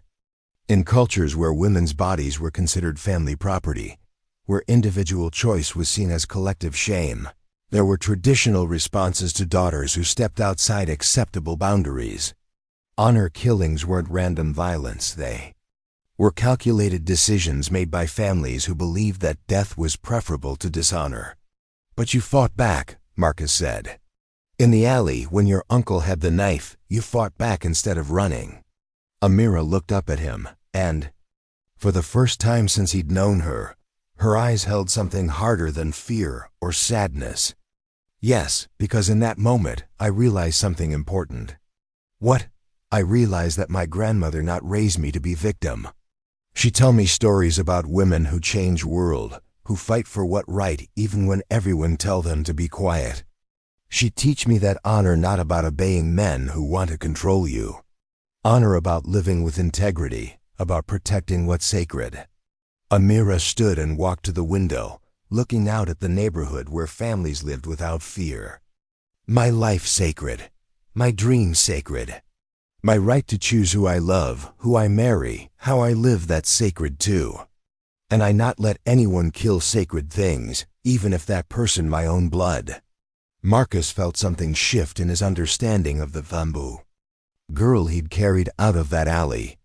He'd seen her vulnerability, her fear, her desperate need for safety. But underneath all of that was something else, a core of strength that had kept her running when running seemed impossible, that had made her fight back when fighting back could have meant death. That's when you stopped being a victim, he said quietly. That when I decide to be survivor instead. But Mr. Marcus, I not know how to be more than survivor. I not know how to be person who build life instead of just protect life. Sophia appeared in the doorway then, having finished her homework and sensed that the adults were having one of their serious conversations that she somehow always knew when to interrupt. Are you guys talking about sad stuff again? She asked, climbing onto Marcus's lap with the casual familiarity of a child who knew her place in the world was secure. We're talking about brave stuff, Marcus corrected. About how sometimes being brave means fighting, and sometimes it means learning how to trust again. Sophia looked between them with the perceptive gaze that made her seem older than 7. Is Amira going to stay with us forever? The question hung in the air like smoke. It was the question none of them had wanted to ask directly, the uncertainty that colored every shared meal and bedtime story and moment of growing attachment. I don't know, Mia, Marcus said honestly. There are a lot of things that have to be figured out first. But do you want her to stay? Sophia pressed with the relentless logic of childhood. Because wanting and figuring out are different things, and sometimes the wanting part is more important. Marcus looked at Amira, who was watching this exchange with the careful attention of someone whose future hung in the balance of other people's desires. Yes, he said simply, I want her to stay. But it's not just up to me. Sophia turned to Amira. Do you want to stay? Amira was quiet for a long moment, and Marcus could see her struggling with the weight of wanting something she wasn't sure she was allowed to have. Yes, she said finally, so quietly they almost missed it. But I scared to want it too much. Why? Because if I let myself believe this home, this family, and then it taken away. Amira shrugged helplessly. I'm not sure I'm strong enough to start over again. Sophia considered this with the gravity she brought to all matters of emotional importance. Then she climbed down from Marcus's lap and walked over to Amira, taking her hands in her small ones. You know what Mommy used to tell me when I was scared about bad things happening? Sophia said. She said that being scared about losing something good just means you know how good it is. And knowing how good something is makes you take better care of it. Amira's eyes filled with tears. Your mommy sound very wise. She was. And she also said that families aren't just about who you're related to.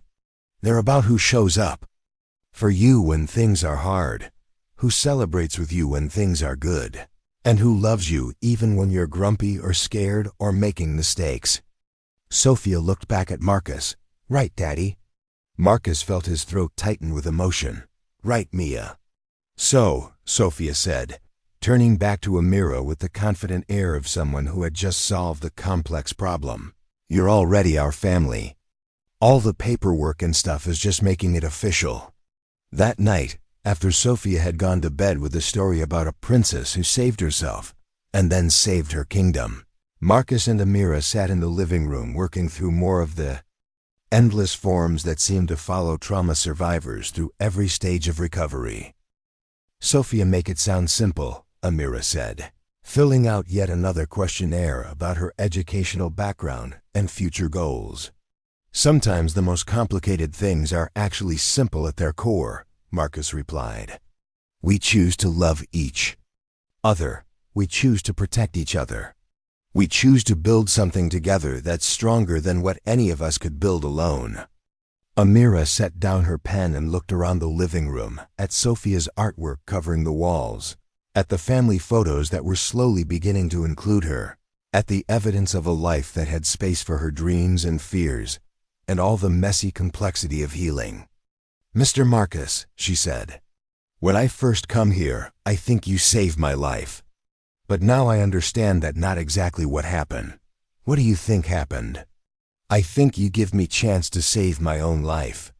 You and Sophia, you show me what life look like when it not just about surviving, when it about growing and learning and becoming person you choose to be instead of person other people force you to be. She paused, then added, that different kind of saving. That's saving that last. Marcus nodded, thinking about all the ways they'd been saving each other over the past week, Sophia's nightmares that had stopped, his own sense of purpose that had returned, Amira's growing confidence that safety could be something you built rather than something you borrowed. There's something I want to tell you, he said. About the custody hearing next month. Amira's pen stopped moving. What? About it? I've been talking to the lawyers, to Catherine, to everyone involved in your case. The process for permanent guardianship is complicated. There are immigration issues, family reunification requirements, questions about your legal status. Amira's face went pale. They want to send me back? No, Marcus said quickly. That's not going to happen. But there might be a period where you have to live in a different placement while all the legal issues get sorted out. Maybe a few months. Maybe longer. You mean I have to leave? The words came out flat, resigned, as if she'd been expecting this moment all along. Marcus saw years of disappointment and abandonment written in the set of her shoulders, the way she seemed to physically withdraw even while sitting in the same place. It might not come to that, he said. But I wanted you to know it was a possibility so we could prepare for it together. Amira nodded, but he could see her rebuilding walls he thought had started to come down. I understand. This always temporary. I let myself forget for a little while. Amira, listen to me. Marcus leaned forward, his voice intense. Temporary placement doesn't mean temporary family. If you have to leave this house, that doesn't mean you're leaving us. It just means we fight harder to bring you home. Home, Amira repeated softly, as if testing how the word sounded when applied to a place where she might actually belong. Home, Marcus confirmed, for as long as you want it to be. From upstairs came the sound of Sophia calling out in her. Sleep not a nightmare this time, but the happy murmur of a child dreaming about good things. Both Marcus and Amira looked toward the stairs, their faces soft with affection for the little girl who had somehow become the heart of this unlikely family.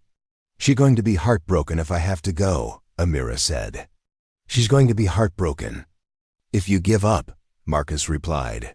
"Sophia believes in happy endings, Amira, not because her life has been easy, but because she's learned that love is stronger than fear, that families can survive loss and change and uncertainty as long as they don't stop choosing each other." Amira was quiet for a long moment, then picked up her pen and returned to the form she'd been filling out.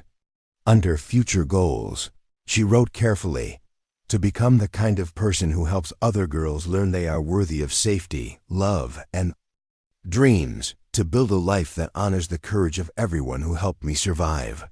To be daughter, sister, teacher, friend, all the things I was not allowed to be before, but choose to become now." She looked up at Marcus. "Is that good answer?" Marcus smiled, thinking about the girl he'd found in that alley just a few weeks ago, broken, terrified, convinced she was beyond saving. And now here she was, planning a future that extended beyond mere survival, envisioning a life where her pain could become purpose and her healing could become hope for others. "It's perfect," he said. "It's absolutely perfect." Outside, snow began to fall again, soft and clean and full of promise. Inside, a family that had been born from crisis and built on choice settled into the rhythm of another evening, another step forward, another day of proving that love could bloom in the most unlikely soil and grow strong enough to weather any storm. In her room, Sophia slept peacefully, dreaming of the stories she would tell her class about families that chose each other, and elephants that remembered only good things, and princesses who learned to be fearless not because they were never afraid, but because they had people who believed in them even when they couldn't believe in themselves. And in the spare room that was slowly becoming simply Amira's room, a young woman lay awake planning for a future she was finally brave enough to want, holding Mr. Peanuts and listening to the sound of a house full of people who had promised to fight for her right to be safe, to grow, to become whoever she was meant to be. For the first time since her grandmother died, Amira Hassan fell asleep, not just surviving another day, but actively looking forward to tomorrow, the courthouse. Steps were slick with morning frost as Marcus walked beside Amira toward the imposing granite building that housed the county family court. She wore the navy blue dress Catherine had helped her pick out, professional, but not intimidating, modest but confident, and carried herself with a poise that had taken weeks to develop. Behind them, Sophia skipped along in her best dress, chattering nervously about whether judges wore those funny wigs like in the movies. "Remember," Marcus said quietly as they approached the security checkpoint, "you don't have to prove anything to anyone in there. You just have to tell the truth." Amira nodded, but her hands were shaking as she placed her purse on the conveyor belt. Today's hearing would determine whether she could remain in Marcus's custody or would be transferred to a group facility while the immigration lawyers sorted through the labyrinth of asylum applications and family reunification protocols. The courtroom was smaller than Amira had expected, with wood-paneled walls and fluorescent lighting that made everyone look slightly pale. Judge Patricia Hammond was a woman in her 60s with silver hair pulled back in a neat bun and the kind of measured expression that suggested she'd seen every variation of human tragedy the legal system had to offer. Catherine sat at the petitioner's table with Marcus and Amira, shuffling through a thick folder of documentation. Across the aisle, a stern-looking man in expensive suit represented the state's Department of Children and Family Services, arguing that Amira's case was too complex for a single-parent household and required specialized institutional care. "Your Honor," the state attorney began, "while we appreciate Detective Rivera's noble intentions, Miss Hassan's case involves ongoing threats from family members, complex immigration status, and significant trauma that requires round-the-clock professional supervision. The Riverside Group Home has experience with honor violence cases and maintains appropriate security protocols. Judge Hammond listened impassively, then turned to Catherine. Miss Mills, what's your assessment of the current placement? Catherine stood, her voice clear and confident. Your Honor, in my 20 years as a social worker, I've rarely seen a placement work as successfully as this one. Amira has shown remarkable progress in the Rivera household. Her nightmares have decreased, her English has improved dramatically, and she's formed healthy attachments with both Marcus and his daughter Sophia. What about the security concerns? Judge Hammond asked. Detective Rivera's background in law enforcement actually makes this one of the safest possible placements. The house has a security system. The neighborhood is well monitored, and frankly, Your Honor, anyone attempting to harm Amira would have to go through a trained police officer to do it. The judge made a note, then looked directly at Amira. Miss Hassan, I'd like to hear from you. How do you feel about your current living situation? Amira stood slowly, her heart hammering against her ribs. For weeks, she'd practiced what she might say in this moment, but now all her carefully rehearsed words seemed inadequate for the weight of what hung in the balance. Your Honor, she began, her accent thickening slightly under stress. When Mr. Marcus found me in the alley, I was not just running from my family. I was running from the idea that I had no value except what other people decide I'm worth. She paused, gathering courage. In Mr. Marcus' house, I learned something different. I learned that my thoughts matter, my dreams matter, my voice matter. Sophia, she teach me that families choose to love each other, not forced to love. Mr. Marcus, he show me that protection not about controlling, but about making safe space for person to grow. Judge Hammond leaned forward slightly. And what are your plans for the future, Miss Hassan? I want to finish high school, go to university, become teacher. I want to help other girls who running from families that try to kill them for choosing their own lives, but more than that. Amira's voice grew stronger. I want to be person who worthy of sacrifice Mr. Marcus and Sophia make for me. I want to honor their kindness by becoming best version of myself I can be. The state attorney stood to object. Your Honor, these are admirable goals. But Miss Hassan's trauma history suggests she needs intensive therapeutic intervention that I receive therapy, Amira interrupted, a flash of fire in her eyes. Dr. Chun, she helped me understand that healing not happen because you hide from world.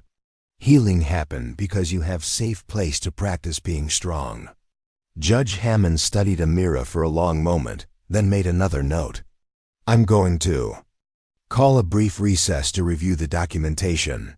We'll reconvene in 30 minutes. In the hallway outside the courtroom, Sophia sat swinging her legs from a bench while Marcus paced and Amira stood by the window watching traffic move through the city below. Each car represented someone going about their ordinary life, secure in the knowledge that they belonged somewhere, that no one was debating their right to safety in a courtroom. What if she says no? Amira asked quietly.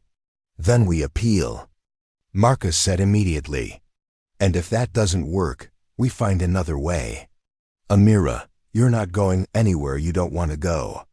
I promise you that. Sophia looked up from the picture book she'd been pretending to read. Daddy, are they going to make Amira leave because some people think she's too broken to live with regular families? Marcus knelt beside his daughter, struck by her ability to cut through legal complexity to the heart of the matter.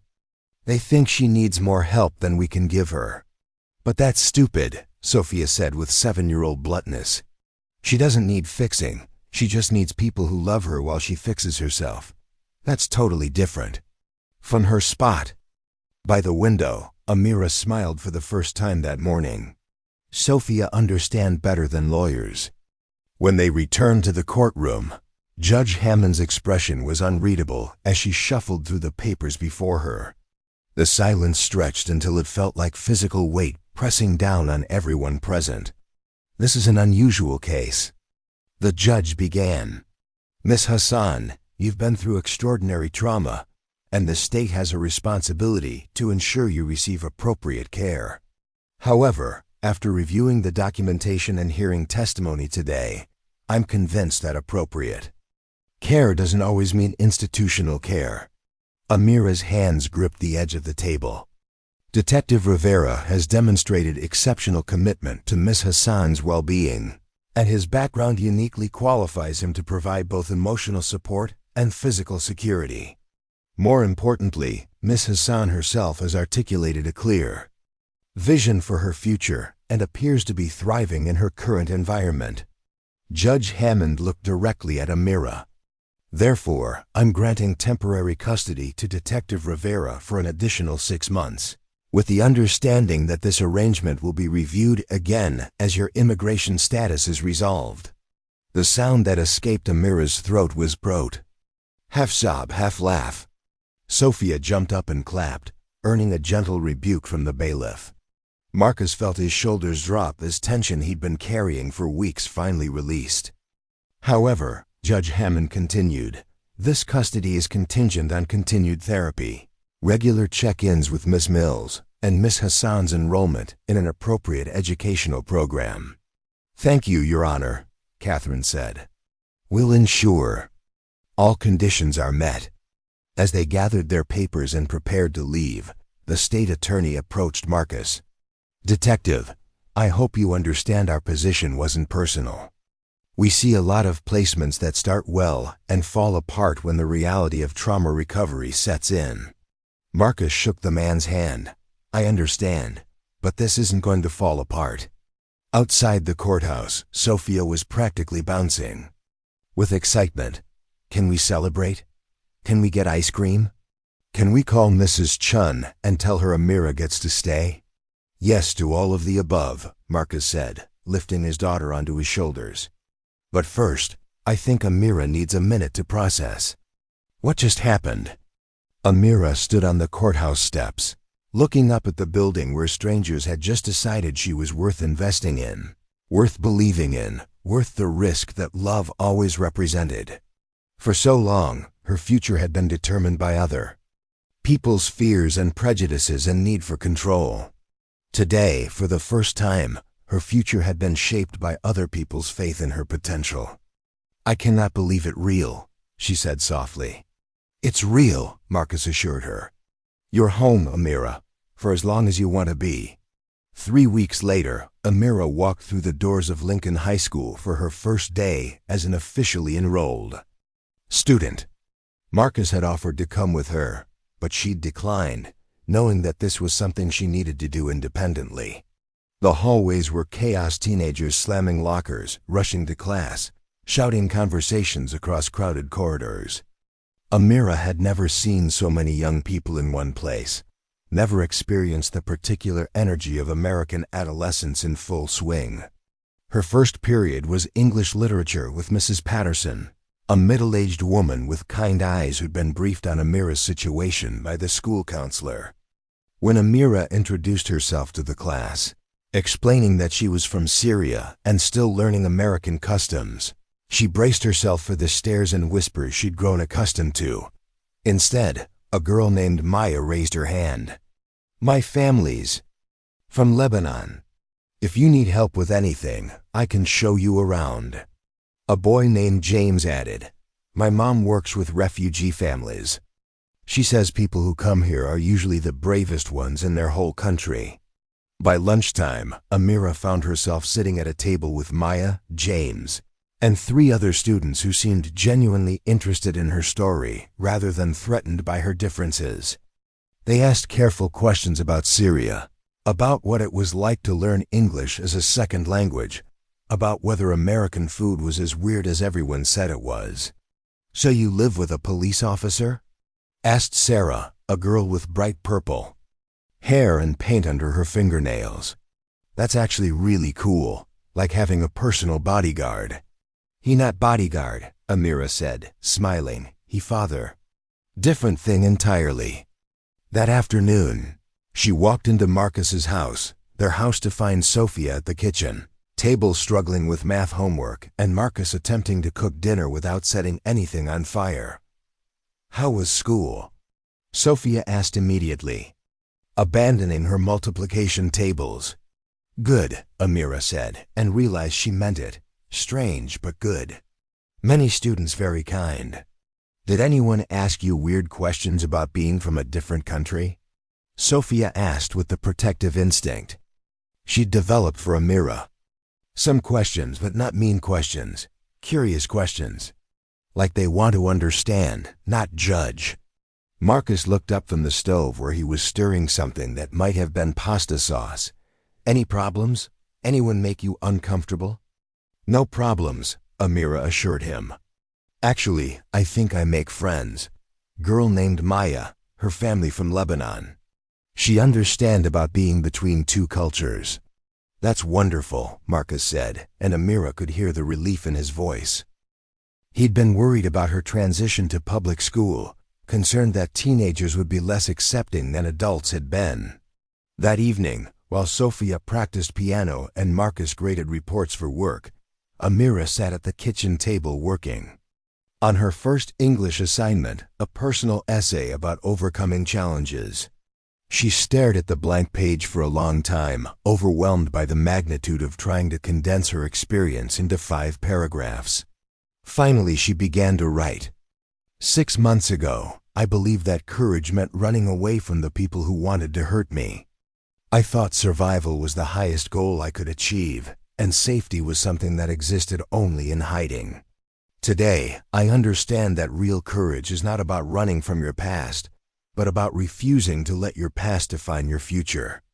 Safety is not something you find by hiding from the world. It is something you build by surrounding yourself with people who see your value and choose to protect it. I am not a victim anymore. I am not a refugee anymore. I am a daughter, a sister, a student, a friend. I am someone who was saved not just from death, but for life. And now my job is to live that life in a way that honors everyone who believed I was worth saving." When she finished writing, Amira found Marcus and Sophia in the living room. Sophia curled against her father's side while he read aloud from a chapter book about a girl who discovered she had magical powers. "Room for one more?" Amira asked. Sophia immediately made space on the couch, and Amira settled in on Marcus's other side. As his voice continued the story of a girl learning to believe in her own strength, Amira closed her eyes and listened. To the sound of home, not the place she'd been born, but the place she'd been reborn. Not the family she'd inherited, but the family she'd chosen and who had chosen her in return. Outside, snow began to fall again, covering the world in clean, white possibility. Inside, 3 people who had found each other against impossible odds continued the daily work of building a life together, one ordinary evening at a time. Later that night, as Amira was brushing her teeth before bed, she caught her reflection in the bathroom mirror and paused. The face looking back at her was familiar but somehow transformed, the same dark eyes and olive skin, but lit from within by something that hadn't been there 6 months ago. Hope, maybe, or purpose, or simply the quiet confidence that came from knowing you were exactly where you belonged.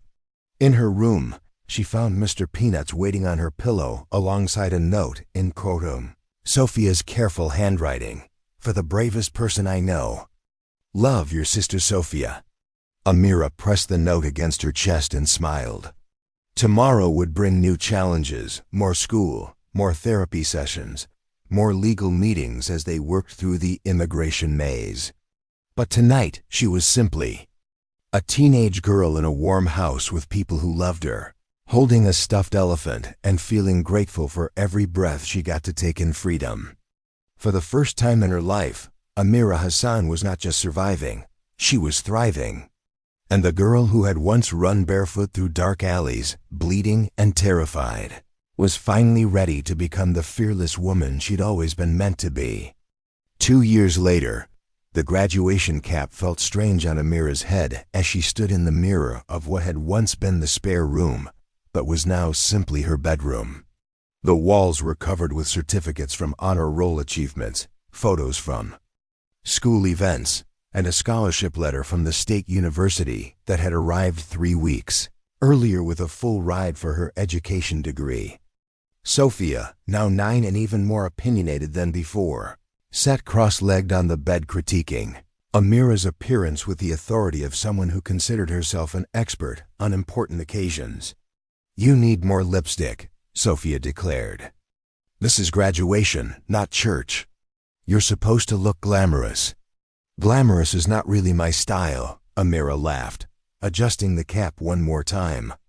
Her English had lost most of its accent over the past 2 years, though it still emerged when she was tired or emotional. "But it's your graduation from high school." "That only happens once," Sophia protested. "Besides, Maya's going to be there. And James, and all your debate team friends. You want to look like the amazing person you are." Through the open door, they could hear Marcus in the kitchen, burning something that was supposed to be celebratory pancakes, muttering creative combinations of English and Spanish curse words that would have made his old patrol partner laugh. "Your father still cannot cook," Amira observed, applying exactly the amount of lipstick Sophia had demanded. "Nope, but he tries really hard, and that's what matters," Sophia said with the wisdom of a child who'd learned to appreciate effort over perfection. "Plus Mrs. Chun is bringing real food to the party later, so we won't starve." The party Sophia referenced had grown from a small family celebration into a neighborhood gathering as word spread about Amira's achievements. Mrs. Chun had appointed herself head of catering. Maya's mother was handling decorations, and half of Marcus's police department had volunteered to provide security, though whether they were protecting the party from crashers or protecting the neighborhood from Sophia's excitement remained unclear. "Are you nervous about your speech?" Sophia asked, flopping backward on the bed with theatrical drama. "Terrified," Amira admitted. As valedictorian, she was expected to address her graduating class, and the speech she'd written had gone through 17 drafts before she'd finally decided it was ready. "What are you going to say?" Amira sat on the edge of the bed, smoothing her graduation gown. "I'm going to tell them that courage isn't the absence of fear. It's choosing to move forward when fear is the loudest voice in your head." "That's good," Sophia said approvingly. "Very inspirational, very you." From downstairs came the sound of the smoke detector going off, followed by Marcus's voice calling, "Everything's fine. Just a minor pancake incident."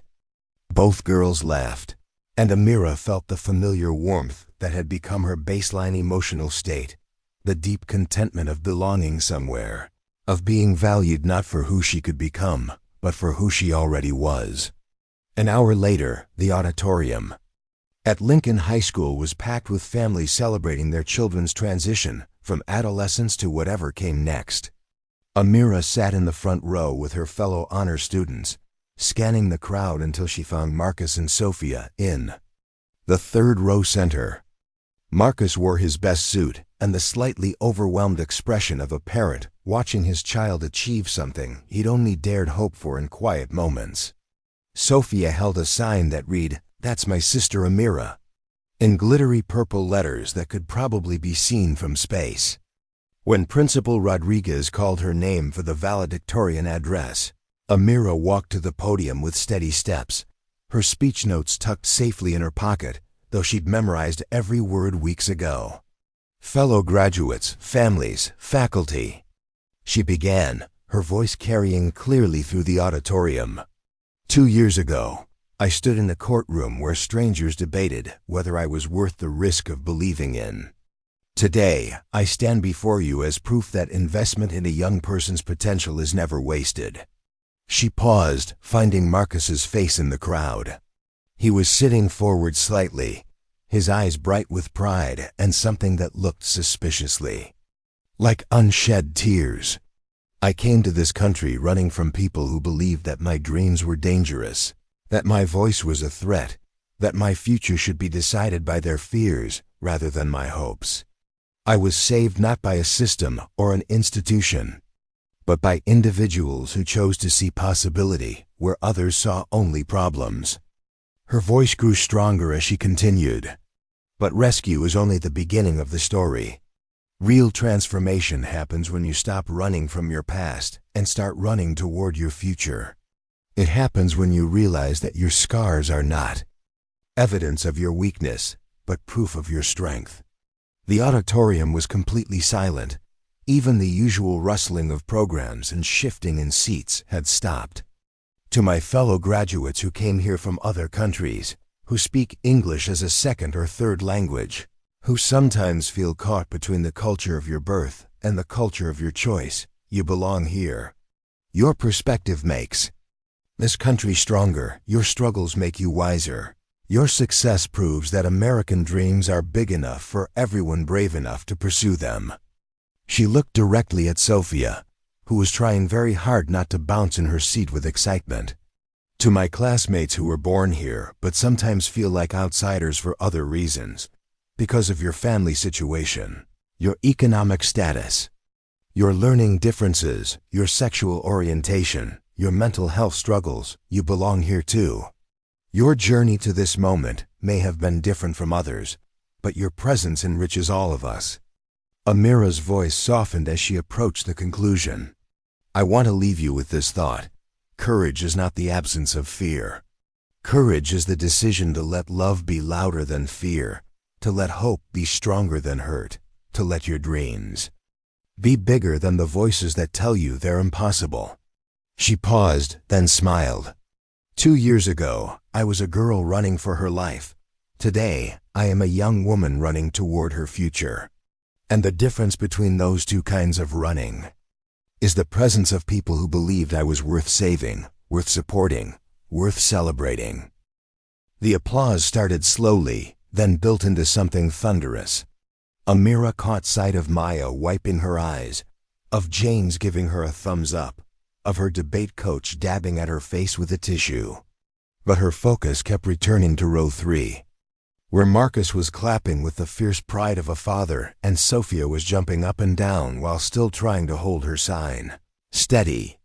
After the ceremony, the celebration moved to their backyard, which had been transformed by neighborhood volunteers into something that looked like a cross.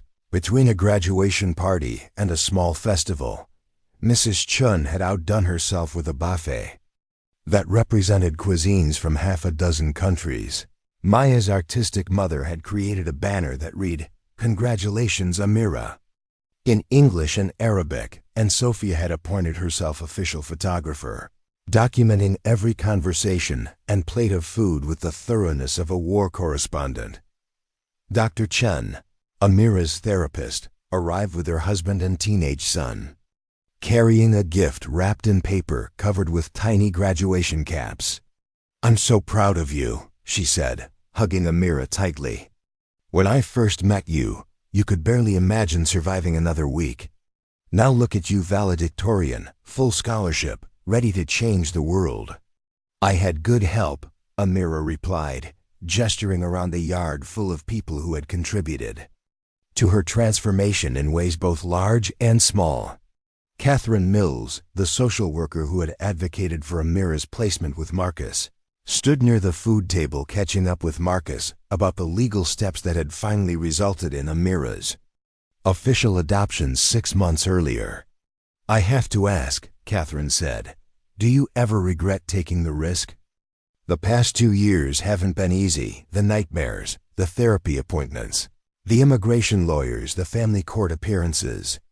Marcus looked across the yard to where Amira was helping Sophia organize an impromptu soccer game with the neighborhood kids, her graduation gown traded for jeans and a t-shirt that read, "Future Teacher." "Never," he said simply. "Not once." She didn't just change our lives, she completed them. As the afternoon wore on, Amira found herself in conversation with neighbors she'd known for 2 years, classmates she'd studied with, teachers who had pushed her to excel, and family friends who had become simply family. Each interaction reminded her of how far she'd traveled from the terrified girl who had once believed that survival was the highest aspiration she could achieve. Maya approached with a photo album she'd been secretly assembling for months, filled with pictures from their time together at Lincoln High. "Remember freshman year when you were convinced you'd never understand American teenagers?" Maya asked, flipping through images of debate team victories, homecoming dances, and study sessions. "I was not wrong," Amira laughed. "I still do not understand American teenagers. I just learned to be one anyway." As evening approached and the celebration began to wind down, Amira found herself alone with Marcus and Sophia in the kitchen, cleaning up plates and storing leftover food, while Sophia provided commentary on who had eaten the most cake and which neighbors had asked the most personal questions. "I have something for you," Marcus said, when Sophia had finally run out of party analysis and wandered off to organize her collection of graduation photos. He handed Amira a small velvet box that clearly contained jewelry. Inside was a delicate gold necklace with a small pendant, a tiny tree with intricate roots and branches. "It's beautiful," Amira said, lifting it carefully from the box. "Elena picked it out," Marcus said quietly. "Before she died, when Sophia was little, she saw this necklace and said someday we'd have another daughter who would need it. I thought she was talking about having more biological children, but now I think she knew something I didn't." Amira's eyes filled with tears as Marcus fastened the necklace around her throat. The pendant settled just below her collarbone, warm against her skin. "The tree represents growth," Marcus continued. "Roots that keep you grounded, branches that reach toward the light. Elena always said that families were like trees. They could weather any storm as long as their roots went deep enough." "Thank you," Amira whispered, "for everything.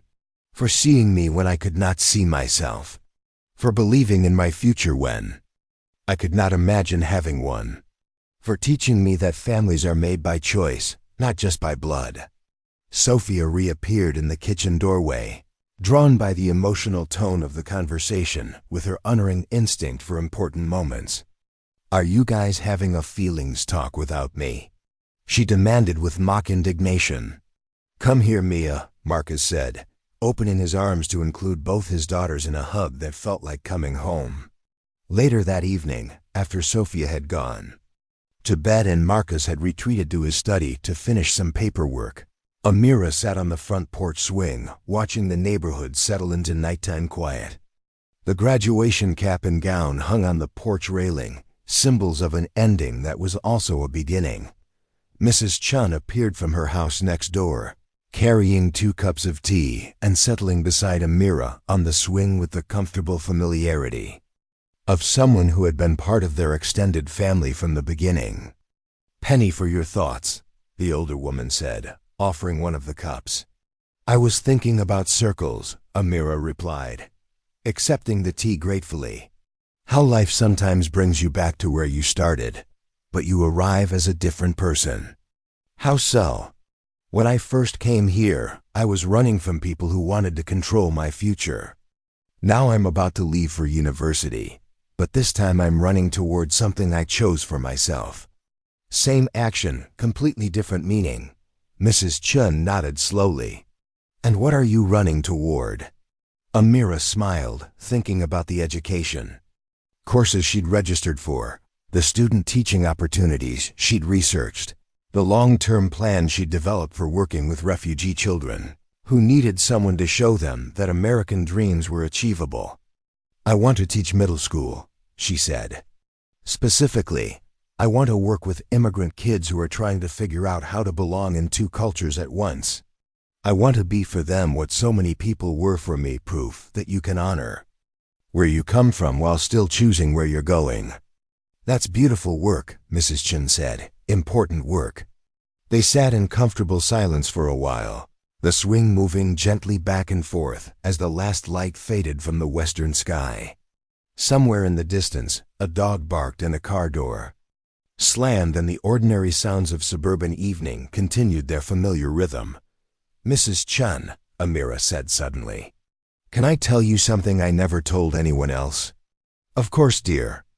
"That night when Marcus found me in the alley, when I was running from my family, I had decided that if he hadn't come when he did, I was going to stop running. I was going to let them catch me." Mrs. Chun's grip tightened slightly on her tea cup, but she didn't speak. "I was so tired," Amira continued. "So tired of being afraid, of looking over my shoulder, of believing that I would spend my whole life running from people who were supposed to love me. Death seemed easier than fighting. Anymore, but you didn't stop running." "No, because Marcus climbed that fence and put himself between me and the people who wanted to hurt me. And for the first time in my life, I understood what protection was supposed to look like. Not control, not ownership, just safety freely given." Amira touched the pendant at her throat, feeling the warmth that had absorbed from her skin throughout the day.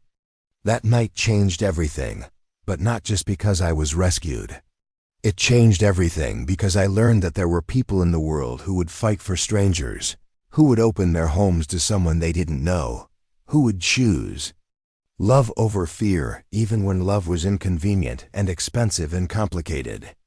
Mrs. Chun reached over and patted Amira's hand. "And now you're going to be one of those people for someone else."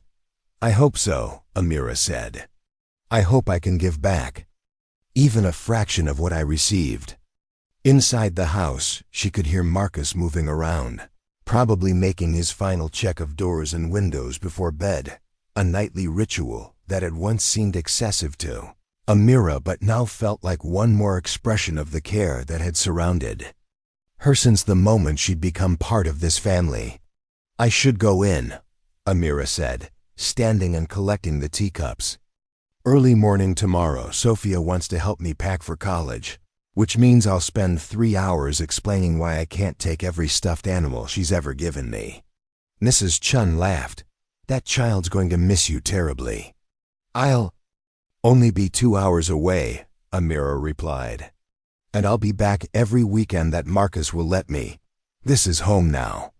That doesn't change just because I'm leaving for school."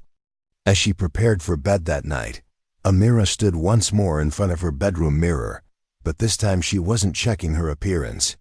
She was looking at herself the way she might look at a photograph from a family vacation, with recognition, with fondness, with the satisfaction of someone who had traveled a long distance and arrived exactly where she was meant to be. The girl in the mirror had grown taller over the past 2 years, had learned to carry herself with confidence rather than caution. Her eyes still held traces of the wariness that would probably never completely disappear, but they were bright, with possibility now, focused on the future rather than trapped in the past. Tomorrow would bring the chaos of packing for college, the emotional difficulty of saying temporary goodbyes, the excitement and terror of beginning another new chapter. But tonight, Amira Hassan Rivera, she had officially taken Marcus's name. After the adoption, was simply a young woman in a safe house with people who loved her, holding Mr. Peanuts and feeling grateful for every choice that had led her to this moment. She thought about the speech she'd given that morning, about courage, being the decision to let love be louder than fear. For so long, she'd thought courage meant running away from danger. Now she understood that real courage meant running toward the life you were meant to live, surrounded by people who believed you deserved to live it. In the room next door, Sophia was probably still awake, planning all the ways she would help. When Amira came home for her first visit, down the hall, Marcus was likely reviewing case files for tomorrow, but pausing occasionally to smile at the graduation photos that now covered the refrigerator. And here in her own room, in the house where she'd learned what family really meant, Amira Rivera fell asleep not as a girl who had been saved, but as a young woman who was ready to save others, to build the kind of life that honored everyone who had believed she was worth the risk of loving. The fearless princess her story had promised she would become wasn't someone who never felt afraid. She was someone who had learned that love was stronger than fear, that hope was more powerful than hurt, and that the best way to honor your rescue was to become someone who could rescue others. Up next, you've got 2 more standout stories right on your screen. If this one hit the mark, you won't want to pass these up. Just click and check them out.